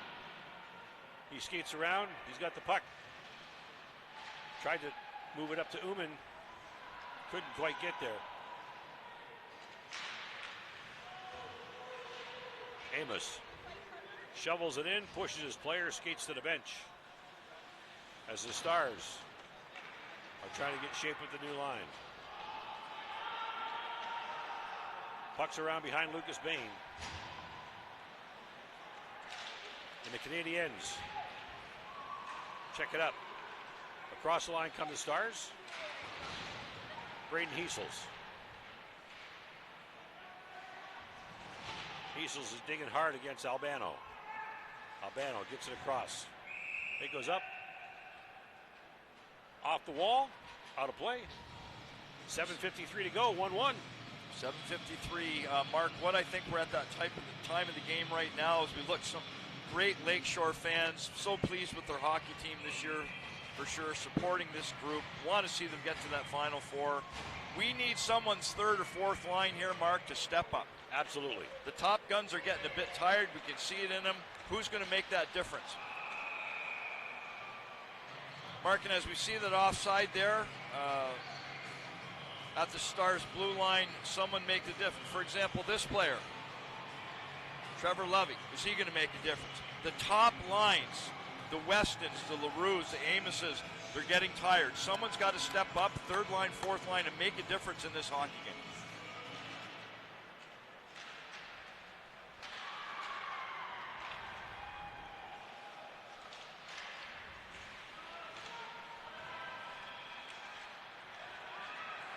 Couple of weak attempts to get the puck out of the zone, but the Canadiens get the stick on it, shovel it down. That's going to go on net. No icing. Bain shovels it over to Ty McCauley. McCauley behind his own net. Looking for somewhere to give the puck to. He gets it over to Devakos. Devakos knocks it back around. Jake Weston now. Back around the other side. Devakos chips it out. Just out. And Pizzo knocks it back in. DeSantis makes the big check on his line. Now they can't come in. Tichenov fires it deep. Johnstone goes after it. Scarlett skates it out of the zone. Across the blue line. It squirts back out to the neutral zone. Albano up to Scarlett. He chips it in. Scarlett with the puck. Couldn't quite get his stick on it. It comes across. Hayden Basso. Basso with a short shot on Roman Liberty, but no damage. Yeah, he's doing what he has to do. He's not getting quality chances coming his way from the Stars, but Liberty's doing what he has to do to keep his team in there. Mark, what I'm seeing from both teams are getting a little soft on the puck. You know, I'm sure the Stars bench, they want to see their guys. You have to dump that puck with authority. And Corey Green, I'm sure, is saying that to his men right now. You've got to get that in there, and don't just make those outside shots. But the Canadiens are keeping them out. Weston sidesteps the check. Back on the ice, the big line.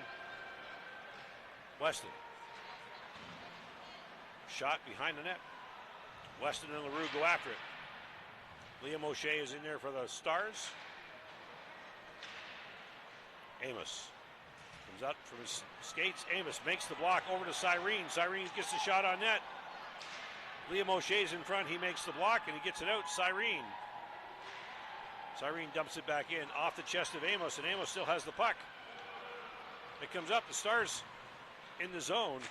LaRue after Amos on the near side off the glass, and the Canadiens can't get it out. O'Shea. Here comes Dylan Weston. He gets checked. Eric LaRue gets the shot, dumps it deep, goes for a change. Has words with the bench as he comes off. Connor Fable. Playing the man, goes after the puck, gets it out of the zone. He didn't quite hear the referees tell him it was offside, almost had it all the way. Dean Albano. Lots of room to skate. Gets up just over the red line, fires it in. Comes back around to D. Albano's side of the ice. Nemo. Dumps it deep. Scarlett going after him. Make that Slodoya, my mistake. Fable. Slodoya now. Knocks it back in with his hand. The Stars touch it, no hand pass. Stars, quick pass up the middle. Jake Weston with the puck. Hits the brakes, curls around, looks for someplace to pass it. Goes off a Canadiens defender and back out. And the Canadiens get a change. Jacob Howard now for the Stars. Looking for someplace to pass it. Tries to get it to Vafiatos. And shoots it past them, and they get called for icing. 4:23 to go. Mark, we look at Scarlett there again. Big goal the other night in Essex to, assist in winning that series. Is he gonna help out again? Is it going to be Scarlett, Nemo? These guys have to step up, make something happen for Lakeshore. North Middlesex Stars with the puck. Up the middle. Bryce Scarlett knocks it in. Aiden Sullivan with the big check. The crowd responds. Soccer kick back in the zone. Canadiens have to tag up. Nice little move there by Howard. He gets rocked on the near boards by Cyrene. And they tip up and around. Puck on the near boards. Vafiatis. He hits his man, Cale Johnstone. Johnstone skates around, nice little soft backhand in there. And the Canadiens scoop it up. Trying to get it out of the zone. LaRue's back on the ice. Scarlett goes off. Here comes Trevor LaRue. Weston is on the ice. The big line once again for the Canadiens. Quick shot. Liberty's way out of the crease. That's not getting anywhere. But the Stars come up with the puck. Off the side of the net. Rock the bottle. Back to the point. Stars working in low. Cameron Amos shovels it out to the high slot, and Eric LaRue gets it out to neutral ice. Stars roll back. Trevor LaRue picks it up. He's looking. He's being checked from behind, taking on three players. A couple people in the crowd were looking for something there, but didn't get it. Eric LaRue knocks it back in. Eric gets it back. Quick shot. Bain was there. Shot didn't have a whole lot on it, but Bain was there to recover, and the Stars shoot it down for icing. Mark, I think it's safe to say that we're in that next goal wins territory. Oh, I would agree with you, Steve. But if we look at Cyrene there, has had a great game for Lakeshore. Walker, of course, another great player tonight. We're in that no penalty, next goal win. Well, Kyle Walker's on the ice with his line mates. Looks like we've got a timeout. Timeout's been called. Timeout's been called by the North Middlesex Stars. So Yeah, Corey Green, obviously, he realizes, Mark, what's at stake in this game. These fans clearly want to see a Lakeshore win here tonight. They've been great supporters of their team here in this building for sure. But Corey Green and that North Middlesex coaching staff, they got 2 minutes and 33 seconds to win this game. And they do not want to face Lakeshore and the LaRue Weston gang in overtime in this building. No, and I would agree with you. I'm sure that's probably the conversation. They need somebody to step up to make their way. Good passes, short passes, work to the net, and get the goal. If I'm Corey Green, I use this timeout to make sure I have the centerman I want at the dot. I need to win this draw on my own end. If I'm Lakeshore, same thing. I want to get a quick shot on net, hopefully get a rebound that we can put in for a goal. And Kyle Walker's in there. He wins the face-off, but Amos skates out of the zone with it. Amos knocks it in deep, goes around the defender, shovels it out front. Here's a shot, up and over, out of play. And the Stars, that was a play. That's right. They worked that really well, and Corey Green put that into place, and they executed it really well. But it went off a stick and up and out of play. Lakeshore has to be careful, Mark, in their own end. They don't become puck watchers. Late in the game, when people are tired, we'll have a look at it right now. Great play, great entry, great forechecking by North Middlesex to result in the shot on net. McCarthy off the glass. Kept in by the Stars, knocked out front. Nemo. Little kick pass, isn't controlled. Ty McCauley skates it in for the Stars. McCarthy on the end boards. McCauley shoots it out front. Pizzo up to Walker.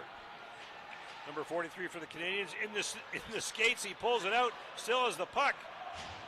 And Walker skating hard.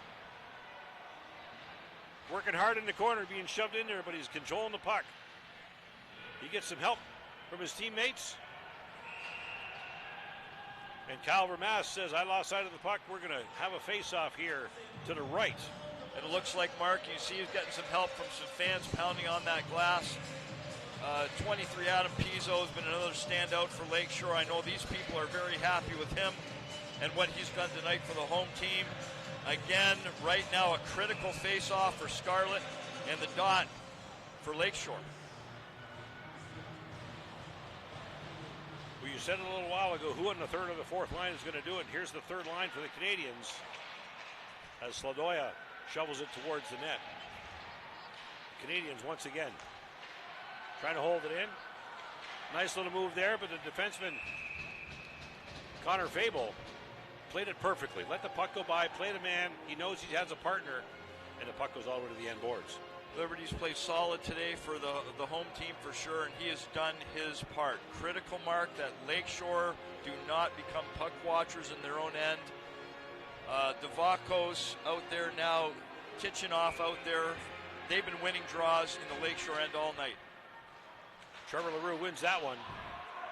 Shovels it around. Eric now trying to control it on the near boards. He gets it out. Weston takes a swipe at it. It gets dropped back to Connor Fable. On net, and Bain holds it for a faceoff. He had time to play that puck, Mark. He wants to calm things down as well. But again, what you're doing, you make a choice as a goaltender, but you're giving up that all-important face-off in your own end with 1 minute left. And again, here comes Scarlett out to take that draw. The Scarlett line, rather. Scarlett line. Marcos Sladoja takes the draw. Scarlett on the wing. Nick Bannister shovels it around. Jacob Howard now moves it forward up to Cameron Amos. Amos across the line, gets the soft shot. We're under a minute here at the Atlas Tube Center. Players get tied up. Amos, quick shot, tried to go high, far corner, couldn't control it. Up and over. Liberty saw it all the way. He had the glove up there. Nick Bannister skates out from the end boards, gets tied up there. Liberty kind of helped him fall his way to the ice. Looking for a little chop there on Albano as Bannister. Amos in the corner. Had his hands up for a minute saying, I didn't do anything. There's Bannister. And we got a whistle. 25.2. Albano doing a good job getting that all-important free. You know what, Mark? Right now, if I'm Anthony Iaquinta, I might consider calling a timeout myself, getting my perfect line out there, my top face-off guy.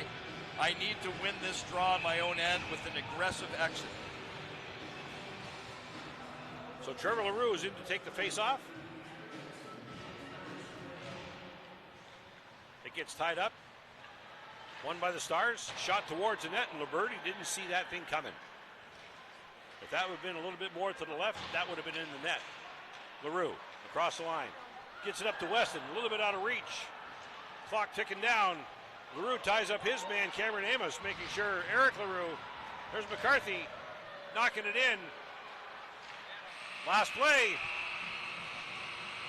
And the buzzer ends the third period, but the score has not changed. It's still 1-1 here at the Atlas Tube Center. The North Middlesex Stars, the champions of the YEC Division. The Lakeshore Canadiens, the champions of the West Staubs Division. This is the 2022 Provincial Junior Hockey League Western Conference Final. Game 2, brought to you by St. Clair College and We Digital. We'll be right back.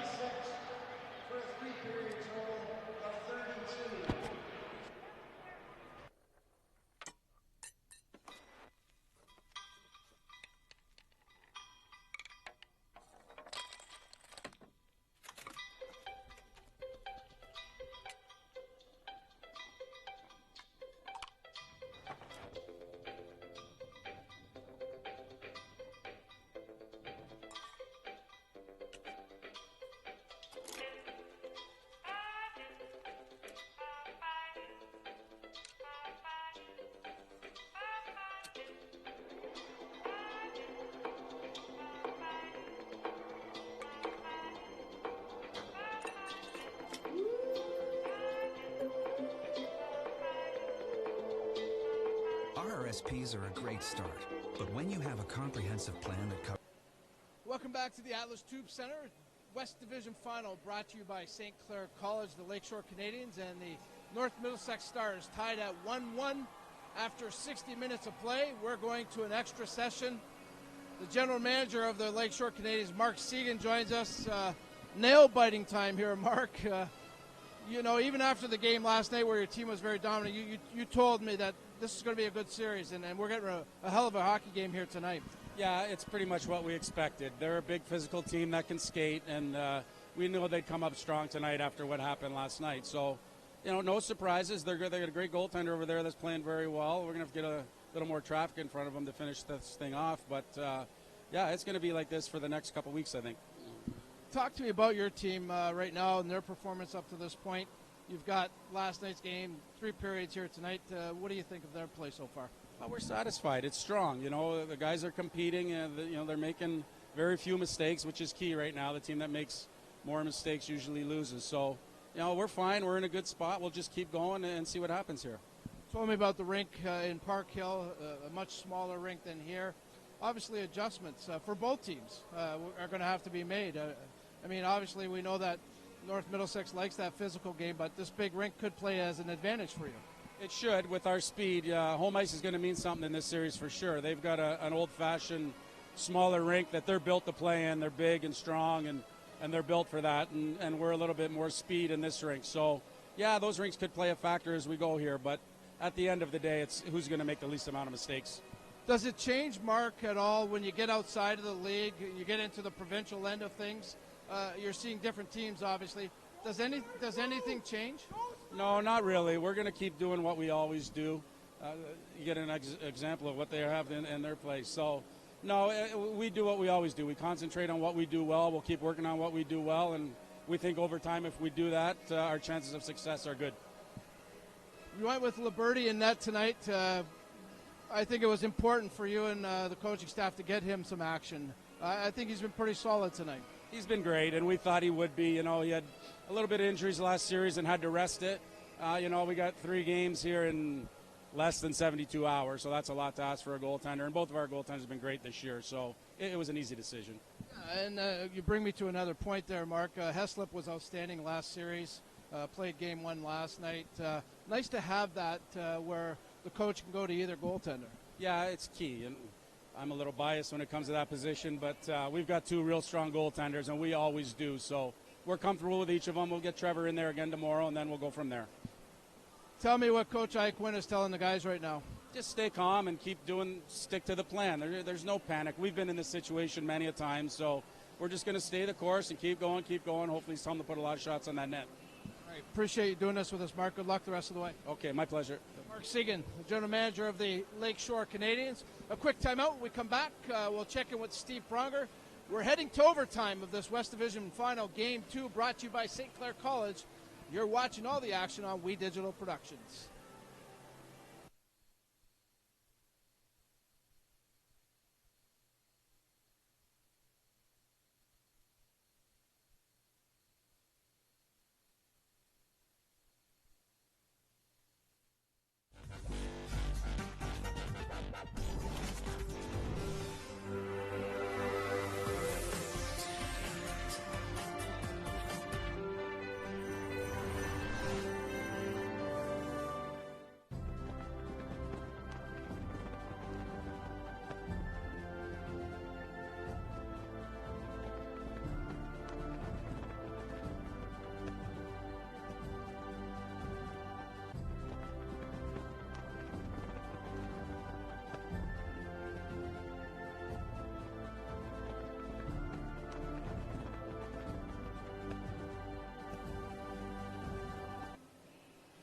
Continue on here at the Atlas Tube Center. We're heading to overtime, Game 2 of this West Division Final between the North Middlesex Stars and the Lakeshore Canadiens. This broadcast brought to you by our good partners at St. Clair College, our color commentator, Steve Pronger, who's been very animated tonight.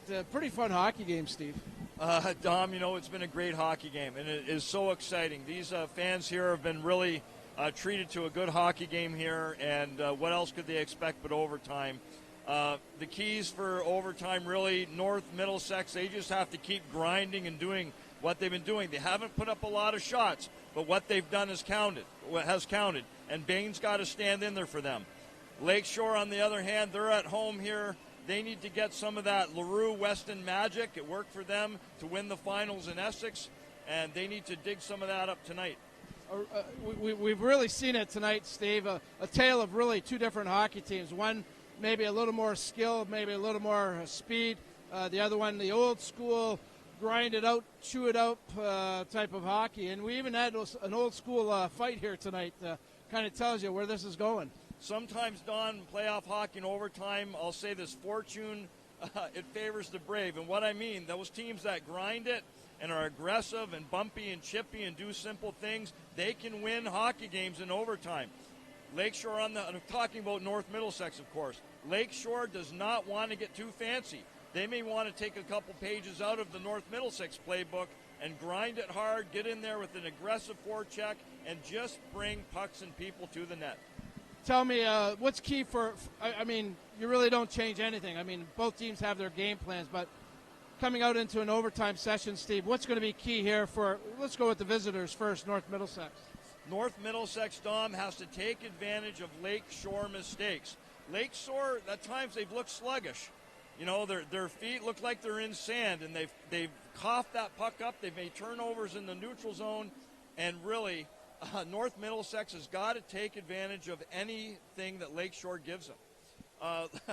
Lakeshore, on the other hand, they just have to play smart hockey. They can't get too overwhelmed, too overexcited that they're home here in overtime, and just stick to the things that have won them 3 playoff series.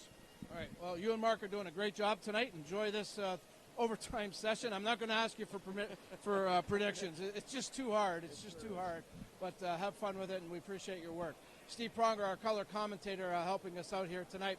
We're going to take a quick timeout. When we come back, it's overtime, game number 2 of this West Division Final, brought to you by St. Clair College. You're watching it on We Digital Productions.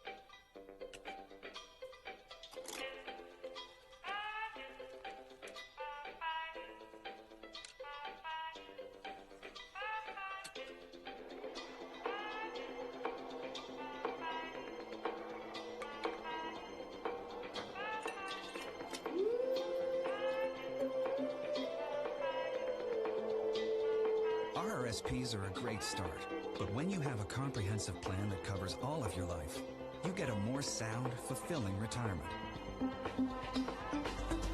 Let us help get more out of your money so you can get more out of life. Investors Group. Invest in life.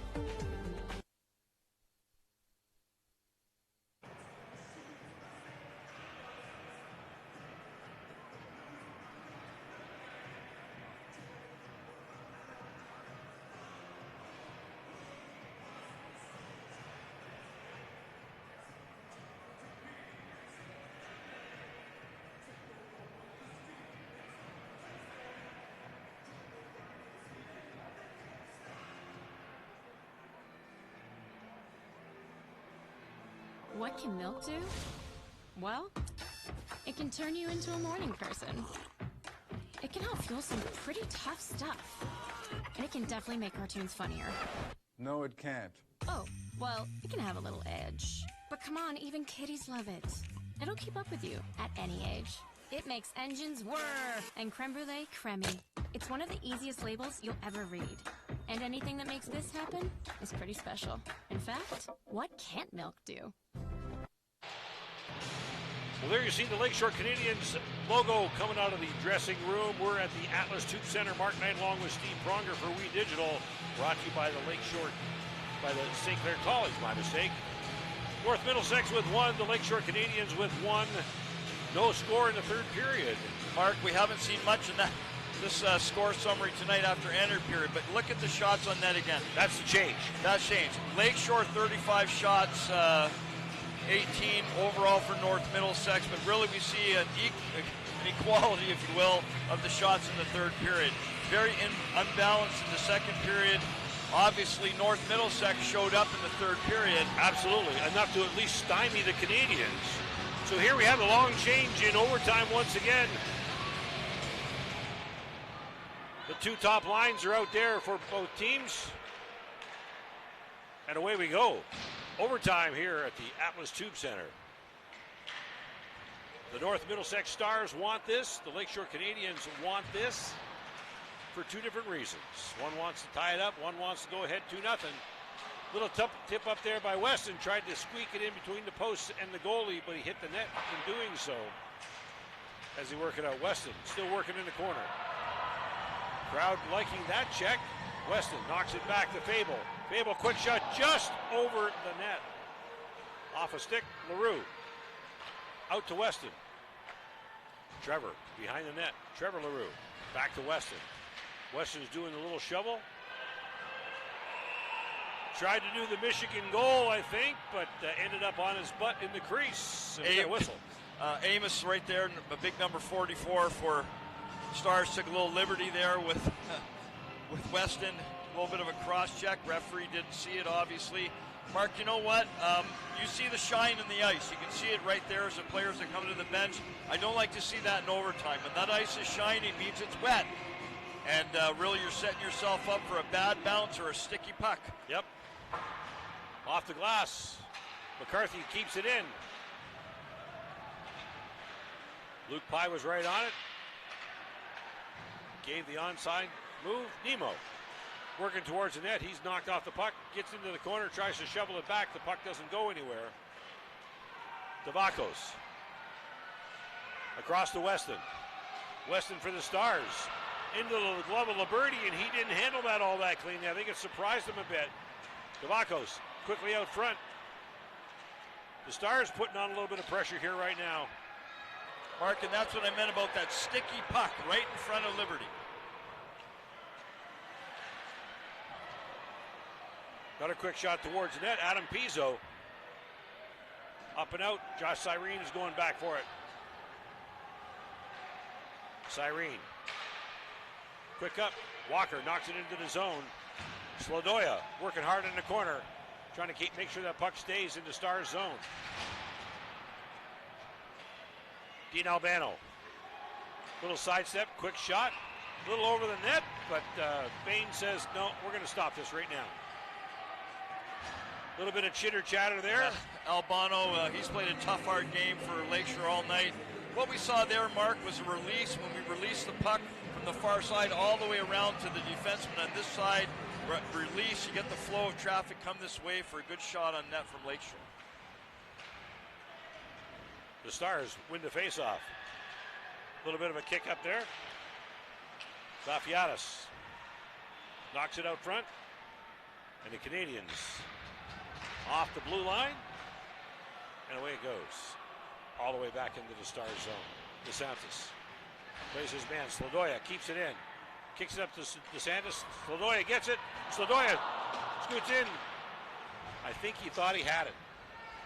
Put his stick to the air.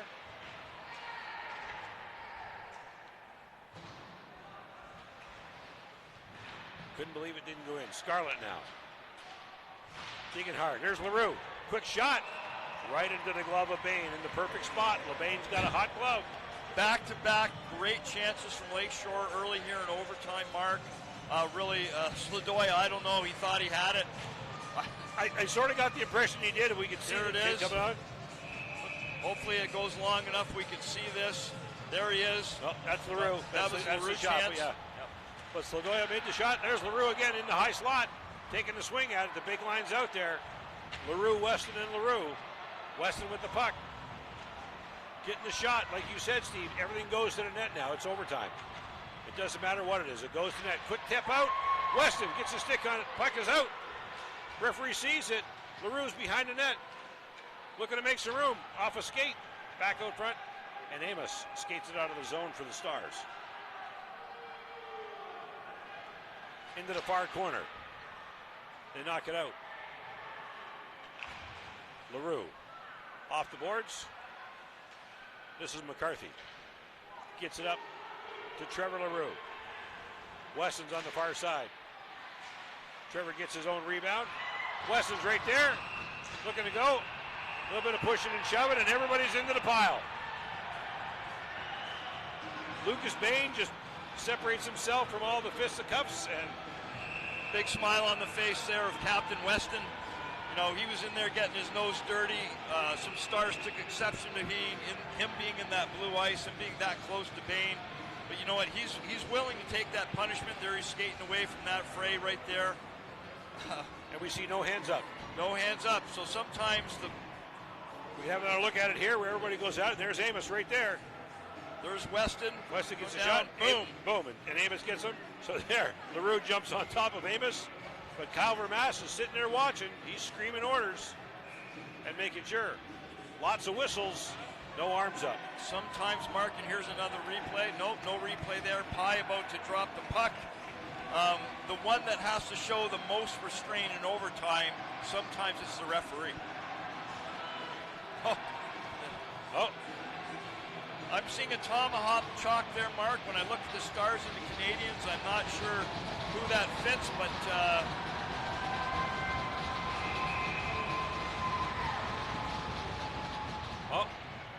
the rafter folks, the bleacher creatures. I used to be one of those bleacher creatures at Tiger Stadium many years ago. Across to Henderson. Henderson shoots it up, takes a big check from Nemo right in front of his own bench. He's not going to like that. Tips it out. Quick shoot in. Henderson's still on the ice.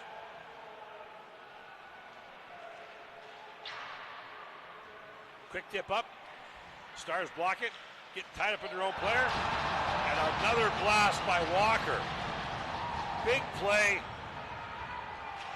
And Ludowitz wasn't sure where he was at the moment. That was a big hit.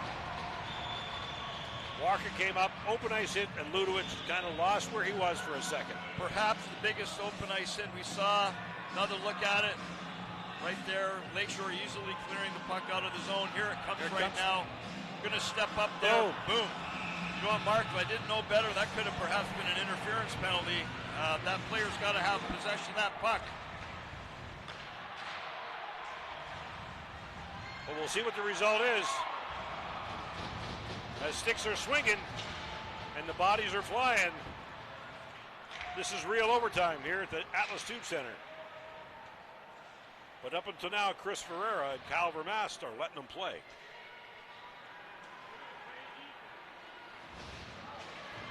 Scarlett blasting through, gets the puck deep, makes the move to the the bench. And the Weston line comes back out.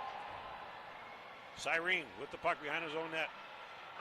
Off the glass, gets it out.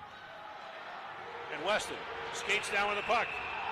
A call on the offside. We got a penalty coming.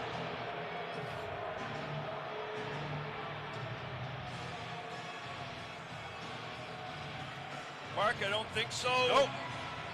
They're calling a high stick on the puck, maybe. Yep. Referee signaling a stoppage of play due to high sticking the puck. All right.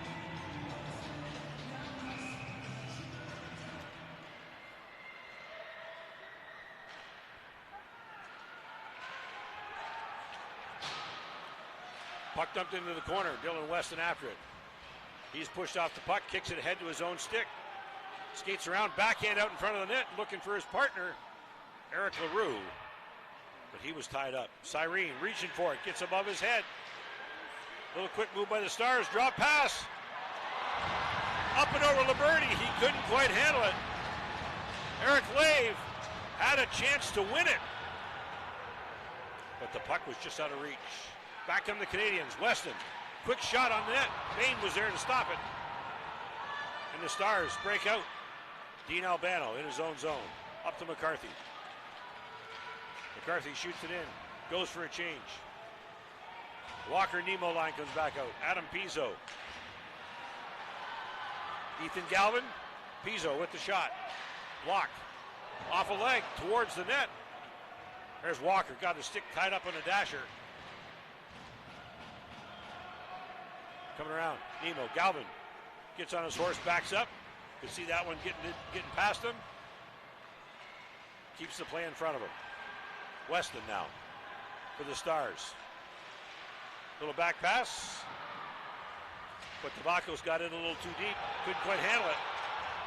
Not enough legs there as Liam O'Shea gets to the puck first. Ethan Galvin. Works it up to Walker. Walker looking for Slodoya. Slodoya with a little tip pass on the far boards. He's squeaking in. DeSantis. There's Nemo. The correction, Albano. Shoveled out front. There's Tobacco skating in. Quick shot. Liberty takes it off the blocker very calmly. Dumps it in. Walker's going after it. Walker gets in tight. Sticks her up. Slodoya comes in to help out. 2 Canadiens, 3 Stars checking from behind. No hands. The crowd didn't like that at all. Mark, I don't think he's going to call that check at this time of the game, especially when it's just over the back of the pants. Yeah. Wasn't too high on the shoulders. Icing indicated. Shot deep just from outside the red line. Quinta looks pretty cool and calm for this time of over. The referee's having the discussion. Anthony Quinta, no doubt, wondering what the discussion is about. Referee coming over right now to have a word with him. We can't seem to tell Mark from our vantage point. But Calvin Mass is letting him know what the situation was. I'm sure there was questions from the bench. Ryan McCarthy there. Remember, Mark, he took a pretty big hit early in the game. He's recovered from that hit nicely and it's been a big factor in getting Lakeshore to this overtime period. Let's remember, North Middlesex scored first. Yes. But Mark, it's hard to believe these two teams have to go back to North Middlesex tomorrow night. Tomorrow night. This will be 3 games in 3 nights. Played last night, here tonight overtime. Tomorrow night in North Middlesex. Big discussion still going on here with the 2 linesmen and the official. For the life of me, Mark, I can't exactly tell what the big discussion is. It looks like they're deciding whether the puck should be dropped in or out of the zone. And Chris Ferreira has made the decision. He's motioned for Trevor LaRue to head to the bench. And I only see 4 Canadiens on the ice. Quinta wants a word from the linesman. Now they're coming over. Seems to be a confusion. There was an icing call. Yes. They did call icing, and there's some confusion as to who was on the ice. So It looks like they've got it settled out now. Bryce Scarlett goes back on. Walker takes the draw. After all that, and Dylan Weston stays on the ice.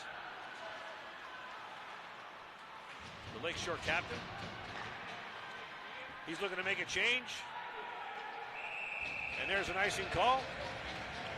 So after that great big delay, that icing call doesn't affect the Stars in any way, shape, or form. Not at all. In fact, Lakeshore is going to have an advantageous face-off deep in the North Middlesex zone, and that's what they need. Lakeshore, Mark, as you can see, has the big LaRue Weston line out. Quinton wants to end this sooner than later. Oh, absolutely. And I'm sure Corey Green wants the same. But we're going to see what happens here. Just under 12 minutes to play at the Atlas Tube Center between the Lakeshore Canadiens and the North Middlesex Stars. And the Canadiens are making their way out. Weston takes a chop at it. It goes up and out of play. But Mark, what each coach may want has to be measured by what his players have left. Okay, and smart coaching at this point, if you look at Weston, he's had a heck of a game. Boy, has he had a heck of a game taking punishment. Each coach has to understand what his players are willing to give and can give and not overextend them. Scarlett in to take the face-off. Gets tied up. Sladoya climbs over. Gets the puck, but the Stars knock it back towards the Canadian zone, and it doesn't seem to want to go anywhere. They're out there playing soccer. There's DeSantis across the line. Takes a big check. Hit high.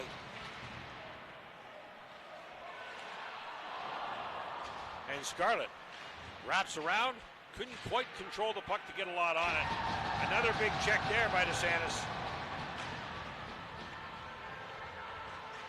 And we're pushing. Albano, quick shot. No. The referees, Mark, are not going to go this little ticky-tacky stuff, this uppy-downy stuff. It's not going to happen. But Lakeshore forcing Bain to move side to side and face a shot. That's what has to happen. More cross-ice, east-west passes with quick shots at the net. People releasing from the far side to the net front, looking for rebounds, and I call it, hopefully, picking up the trash. And that's often how it happens in overtime. It's whoever picks up the trash the best. So we'll have to wait and see if the whistles are only called on if you take away a scoring opportunity.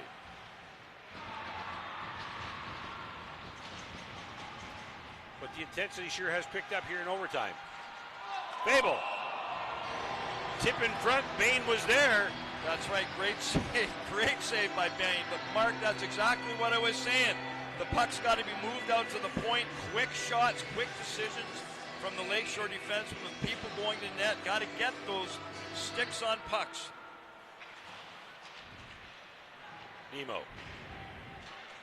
loses control, taps it up. On the near boards. Stars fight for it. Take a swipe at it. Can't control it. Number 17. Braden Heesels gets the shot. Heesels once again with the puck on the far boards. Comes out to the front. Fable knocks it out. Nemo takes a whack at it. Connor Fable. All the way up to Walker. Pizzo's going to the net. And Nemo's charging in as well. He gets it out front. No white jersey there to pick it up. The Weston line's back out. McCarthy shovels it up the near boards. Here comes Trevor LaRue. Tries to hit Eric. He was defended well by Liam O'Shea. I think the scouting report is out on the LaRues because they're not getting much room to skate around like they normally do. Weston working hard. Going for the puck, trips up his player. Weston coming down. He's taking a pounding tonight. He's looking for it. Here comes Cyrene. Dumps it back into the corner. Trevor LaRue going in after the puck. Knocks it through. O'Shea after him. LaRue and O'Shea. O'Shea backhands it into the corner. That gets knocked out, and that'll be called for icing. You can see fatigue setting in. Fatigue is setting in, Mark, for sure. Absolutely. Dean Albano again getting a lot of ice time. Anthony Iaquinta appears that he's sending out the LaRue line with Weston at least every other shift, or at least every third shift. He is trying to run his horses for all they're worth. He knows what they can do, and he's hoping that that's the line that's going to put him over the top tonight. Dumped deep by Jake Weston of the Stars. Liberty around. Sullivan picks it up. Takes a big hit on the boards.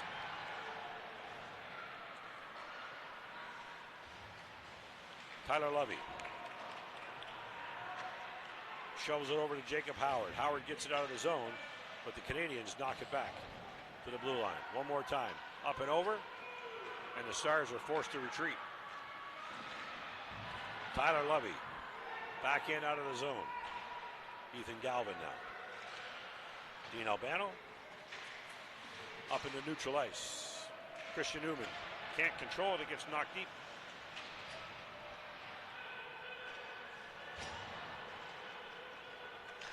Quick up the middle.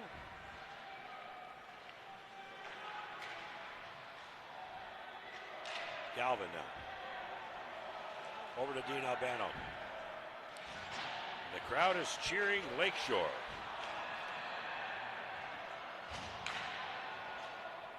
It appears that everybody's just trying a little too hard now. Everybody's just trying to end it.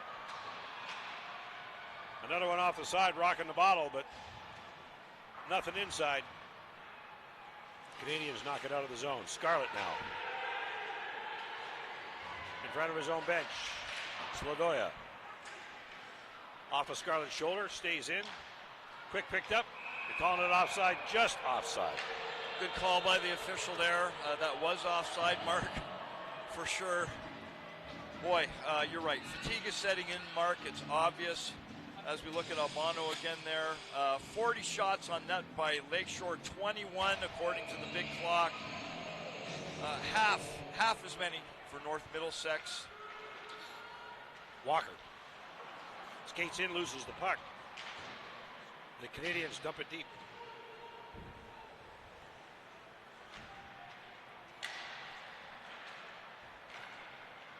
Bannister shovels it forward.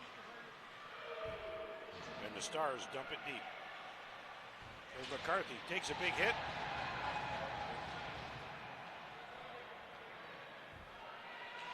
Demo goes after this one, but Amos beats him to the puck. McCarthy in the corner. A little apprehensive this time. He's taken some punishment this game, Mark, for sure. He has. But you know what? He's standing in there. Adam Pizzo now. Off the stanchion, a little bit of deflection, and icing is the call. And the Stars, a little tired now, don't get the change. Andrew Henderson standing out tonight. For sure for North Middlesex. He's wondering right now, what can I do to end this? We got a long bus ride home, and I'd like to have some food, but you know what? McQuinta goes right back with his big guns. LaRue. Big shot off of Cameron Amos's back leg.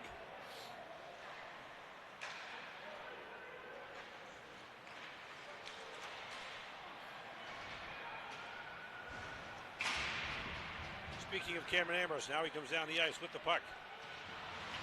Quick shot, takes the big hit from Fable and shoots it well wide.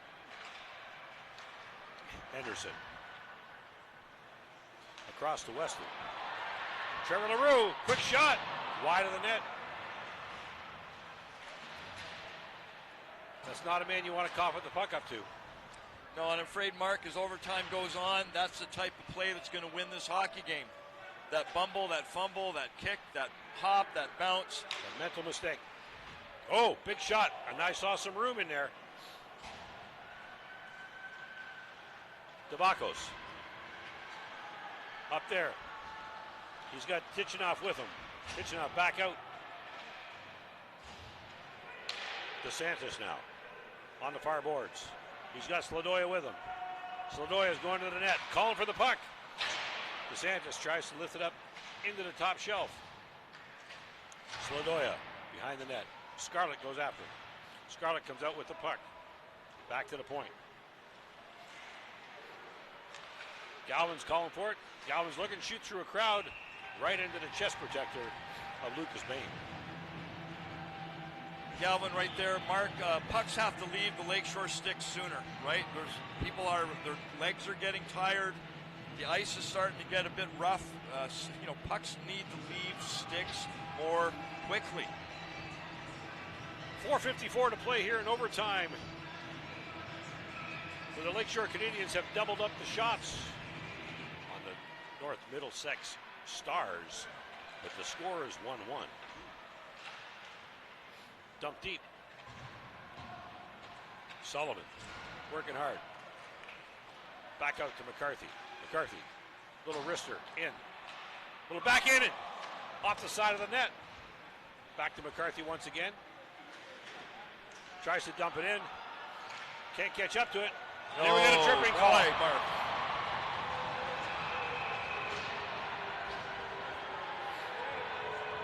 Well, Mark, you can hear it. The crowd not happy with that call. Late in this period in the first overtime, McCarthy going to the box. 2 for tripping. Boy, what a penalty to call. What a penalty to take in overtime. Here's our replay, Mark. You know what? Sure enough, the player got tied up in McCarthy's stick. I don't think it was a deliberate pull down from McCarthy, but nonetheless, these coaches on the bench here from North Middlesex, remember, they are 0 for 5 in power play efforts so far in this series. That's right. Cameron Amos with the puck. Shovels it back behind the net, and the Canadiens get it out, but not all the way out, up to the blue line. The Stars keep it in. Amos with a shot, and the Canadiens dump it deep. Mark, Lakeshore has to clear that puck 200 feet with authority. They can't be soft-handing it, trying to get that puck out of their zone. That could be disastrous for Lakeshore. Jake Weston across to Jacob Howard. Skating it in. Tichenov. He loses it. Weston dumps it deep. Dean Albano behind his own net. Off the glass. Howard keeps it in, drops to his knees. Howard with the puck once again. Off of Weston's stick. Right to Liberty. Liberty's got to be careful, Mark, where he steers that puck when he's killing a penalty, right? Those North Middlesex players like to stay on the goal line, off the wing there.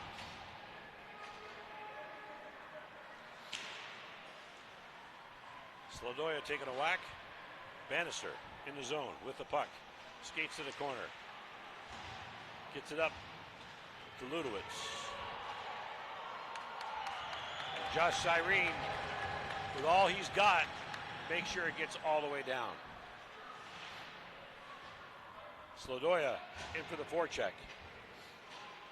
Up for the change. 19 seconds left in the penalty.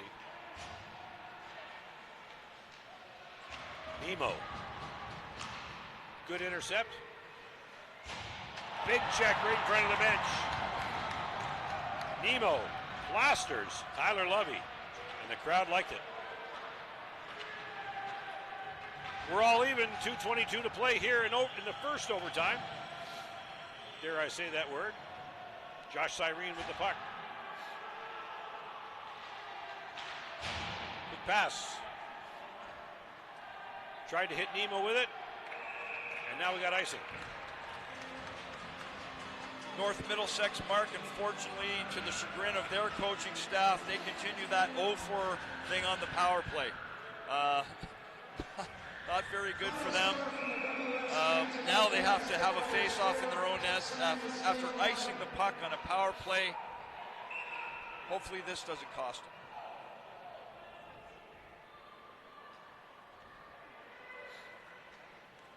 So Anthony Iaquinta exercising his right for last change, making sure he has the right people on the ice.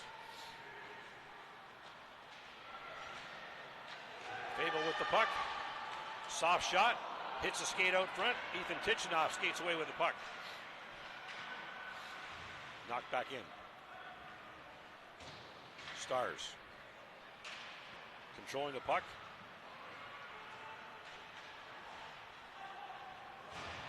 That's Walker with the puck now. Shot towards the net, off the side of the net. Some fans thought it was in. Out to the point. Fable now.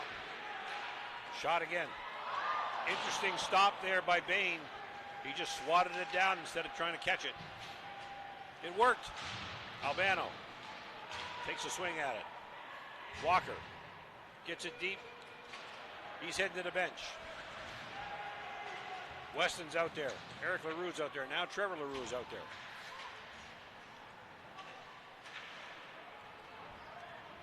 We got 1 minute left to play here in the overtime period.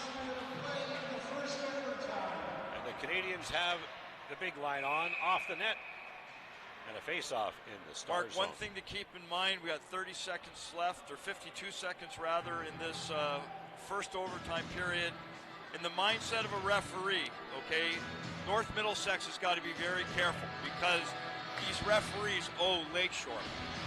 They owe them a penalty. Be very careful. Well, with the ones that they didn't call, and then the call that they made on McCarthy. Just be ready for it. Big shot there by Weston, dropped to his knees and puts it over the net. McCauley working to get it out of the zone. Weston back with the puck again. Up to LaRue. LaRue tries to dance around his defender. Trevor LaRue. He hits Weston with it, and Weston skates out of the zone with the puck. Dumps it over to the right side. Weston with the puck once again. Looking to drop it back to Jacob Howard. Howard's looking for it. Weston skates out of the scrum with it. Dumps it back in. Howard takes a swing at it, and the puck comes out. Last chance. Here we go. Trevor LaRue. Off the glass. Eric keeps it in, and McCarthy goes after it. 3 seconds. Eat it. Little shove at the last, but McCarthy isn't going to go after that. Well, Mr. Pronger, we've played 80 minutes of hockey, and nothing's been decided here at the Atlas Tube Center. Score is still 1-1 between the North Middlesex Stars and the Lakeshore Canadiens. To their advantage, Lakeshore's advantage, that they're been able to hold North Middlesex to 0 to many chances on the power play. That's got to change if North Middlesex is going to win a game, get back in this series. One overtime in the books. You're watching the 2022 Provincial Junior Hockey League Western Conference Final Game 2 on We Digital, brought to you by St. Clair College. We'll be back. On Time Express has all of your delivery needs covered with a fleet of 50 vehicles, including cargo and sprinter vans, along with 24-foot straight trucks. It doesn't matter if the freight is big or small. Mont's On Time Express can guarantee safe and prompt delivery service throughout Canada and the United States. Licensed to broker freight throughout North America, Mont's On Time Express features same-day delivery service, along with a state-of-the-art dispatching system and live GPS tracking assistance. Mont's is fully insured and Canadian bonded and has certifications with FAST, CTAT, PIP, and SmartWay. Mont's On Time Express is open 24 hours a day, 364 days a year. To get your delivery moving, contact Mont's On Time Express at www.montsontime.ca or call toll-free at 877-250-8282.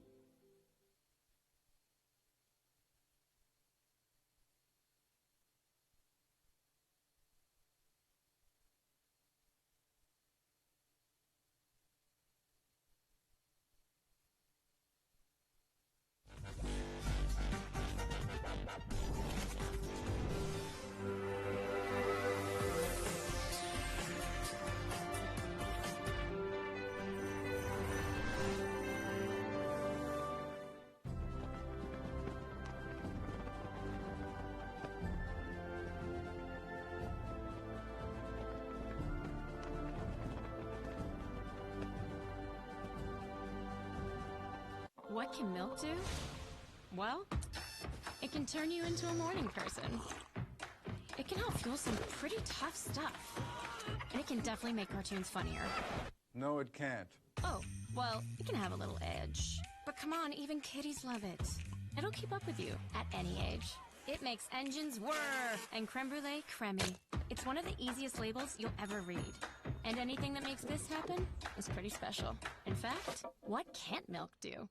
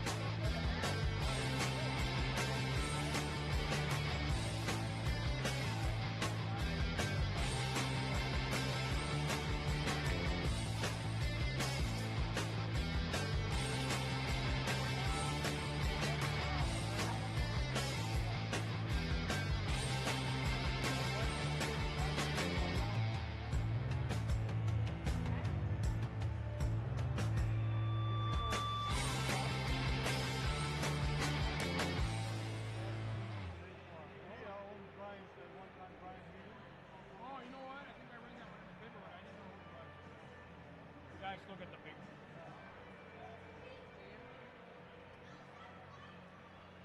you still go to the bank? No, at least you I don't go to the bank. You don't go in the bank. I like the paper because I do the crossword every day. Do you? Yeah. That's good. It keeps your mind going. Yeah. For today's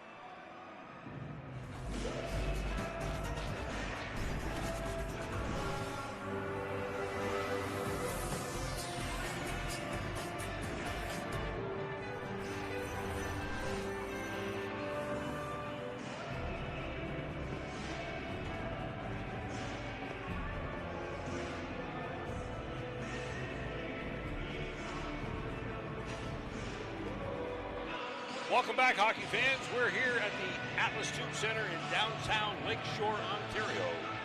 We're in the middle of overtime. 1 period of overtime, 3 periods of regulation, and it's still 1-1.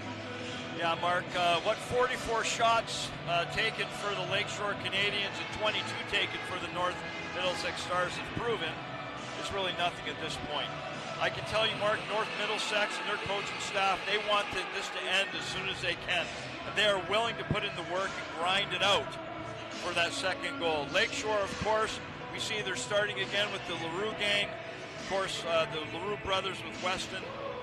They want that puck in the net, of course, as much. That's again, Mark. They have to play tomorrow night in North Middlesex. That's right. So, second overtime. It's who makes the first mistake?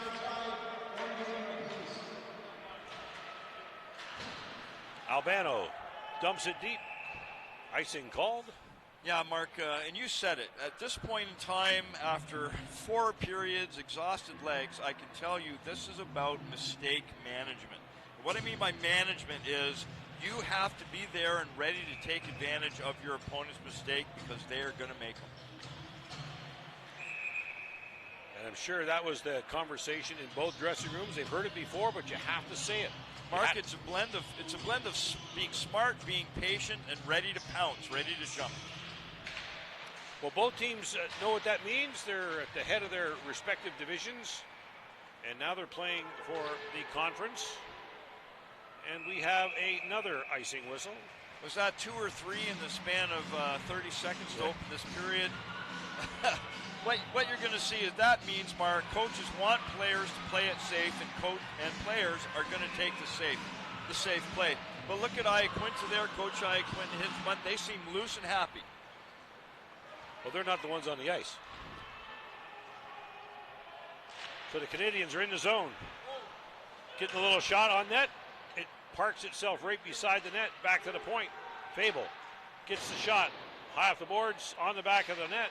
Weston goes in after it, protects the puck. LaRue gets it back to Fable. Fable with the shot, and in it goes! There it is, Mark. Fable with the shot. It deflected high. I think it hit something in the net. I wonder if they're going to give it to Fable, or did it go off a Lakeshore stick in the front? Mark, we hope you got a good replay on this, but look at the celebration for 54 seconds in, and the crowd here is really happy. Most of the crowd here is really happy. Connor Fable. But Mark, that's what I've been saying, right? In overtime, you have to make the simple play. There's Fable. There's a shot. Simple wrist shot. It deflected off of somebody. Looks like maybe Weston.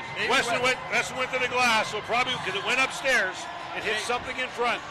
We can maybe ask the booth to see that again if it's possible to put that up. Okay, Fable took that shot, and that's what you have to do. You got to release pucks quickly off the stick with traffic going in net. Mark, it was going to be a simple shot and a simple play that wins this hockey game. So 3 icings and a shot on net, and Roman Liberty gets the win here at the Atlas Tube Center, and he's pleased. So there you go, the final score in Game 2. It took all of 4 periods and 54 seconds more to go up 2-1 by the Lakeshore Canadiens over the North Middlesex Stars. My name's Mark Knight, along with Steve Pronger. Dominic Papa is going to wrap things up for us. But you can 46 shots on net by the Lakeshore Canadiens, 22 shots on net by the North Middlesex Stars.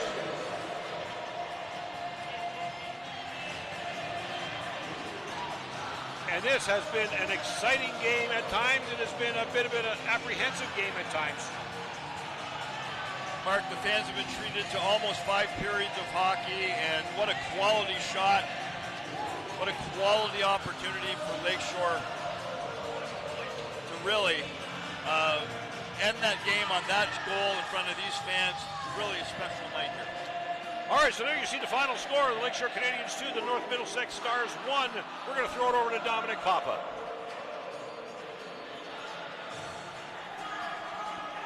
Welcome back to a very loud Atlas Tube Center. The celebration has begun.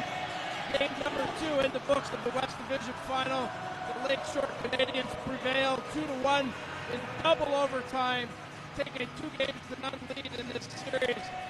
I'm sure very relieved head coach Anthony Iaquinta. What was your thought, coach, when you saw that puck go in the back of the net? Happy. That's probably the first thing that came to mind. I didn't think we were great tonight, so when you can escape with a win in a game where you probably didn't do as well as you could, you take it and you get ready for game 3. What were your concerns with the game overall tonight, coach? I just thought we were being perimeter players. When we like to play around the outside and not go to the dirty areas, we don't see much success. At this level, you got to be able to be gritty, and tonight I didn't think we were doing that for the most part, and I thought overtime we turned the page and we did a little bit better. So obviously, the game plan with North Middlesex is to be physical. Is that perhaps something that concerns you and maybe have kept your players out on the perimeter? Maybe the scouting report that we got, maybe it made them think a little too much. I'm not sure, but at the end of the day, we always preach is they're 16 to 21-year-old guys just like us. So there's nothing to be afraid of. They're a good team that plays hard, and we just want to match that. Speaking of playing hard, this schedule is pretty rough to start here. You go last night, you go tonight, 5 periods. You got to go right back at it tomorrow night. Obviously, rest is of priority here tonight, but how tough is it going to be for both teams to come back tomorrow night? It's playoff hockey, right? Everybody's battling something. Everybody's tired. Everybody's injured. Right now you got to just make sure that you're giving it your best effort, and we're prepared. We feel like we're ready to go, and I think our guys feel that way as well. So 3 games in 3 nights for now. It is what it is, and hopefully you don't have to do another 3 and 3 next week, right? Coach, appreciate your time here. I'll let you get in the room with the guys. Congrats on the win. Thank you, Don. Appreciate it. Right, Anthony Iaquinta, the head coach of the Lakeshore Canadiens, pulling out a very hard-fought 2-1 victory here. Boy, oh boy, if you just tuned in late into this game, you got the best part of it, I'll tell you. Good for that. But if you missed this game and just caught the end of it, you missed one heck of a hockey game. 2 teams that played very hard here tonight. And, we always say it's a shame that someone has to lose, but that's the way it goes. That's what it's all about. So a huge win for Lakeshore. We'll see if they can take that victory here tonight and catapult it into tomorrow night's game. It's going to be another tough one, no doubt about it. And you have to think that even with the loss here tonight, that North Shore certainly picked up some confidence after being beat handily last night 2-0. Came in here tonight and had a legitimate chance to win this hockey game. So I'm sure they're going back with some good confidence. They'll be ready in front of that boisterous hometown crowd, and we're expecting another thriller tomorrow in Park Hill. Speaking of games, upcoming games, of course, Game 3 tomorrow night. Game 4 will be right back here on Friday evening. We'll have the game for you again on a pay-per-view basis. We hope you can join us for that. And again, you know what? This is what it's all about, folks, at this time of year. Playoff hockey. It doesn't get any better at any level. So tune in, and certainly we hope you enjoy the broadcast with us. Speaking of that, I want to thank Steve Pronger, Mark Knight for an outstanding job of play-by-play. The crew behind the scenes here working extremely hard, bringing you this broadcast. Can't thank them enough. And also want to thank you at home for tuning in. Really appreciate your support, and we've been getting really good comments, and certainly that helps us along as well. So once again, the story here tonight, the Lakeshore Canadiens take a 2-0 lead in this West Division final. They defeat the North Middlesex Stars 2-1 here in Game 2. On behalf of everybody here at We Digital Productions, this is Dominic Papa wishing you a great night. Take care, everybody.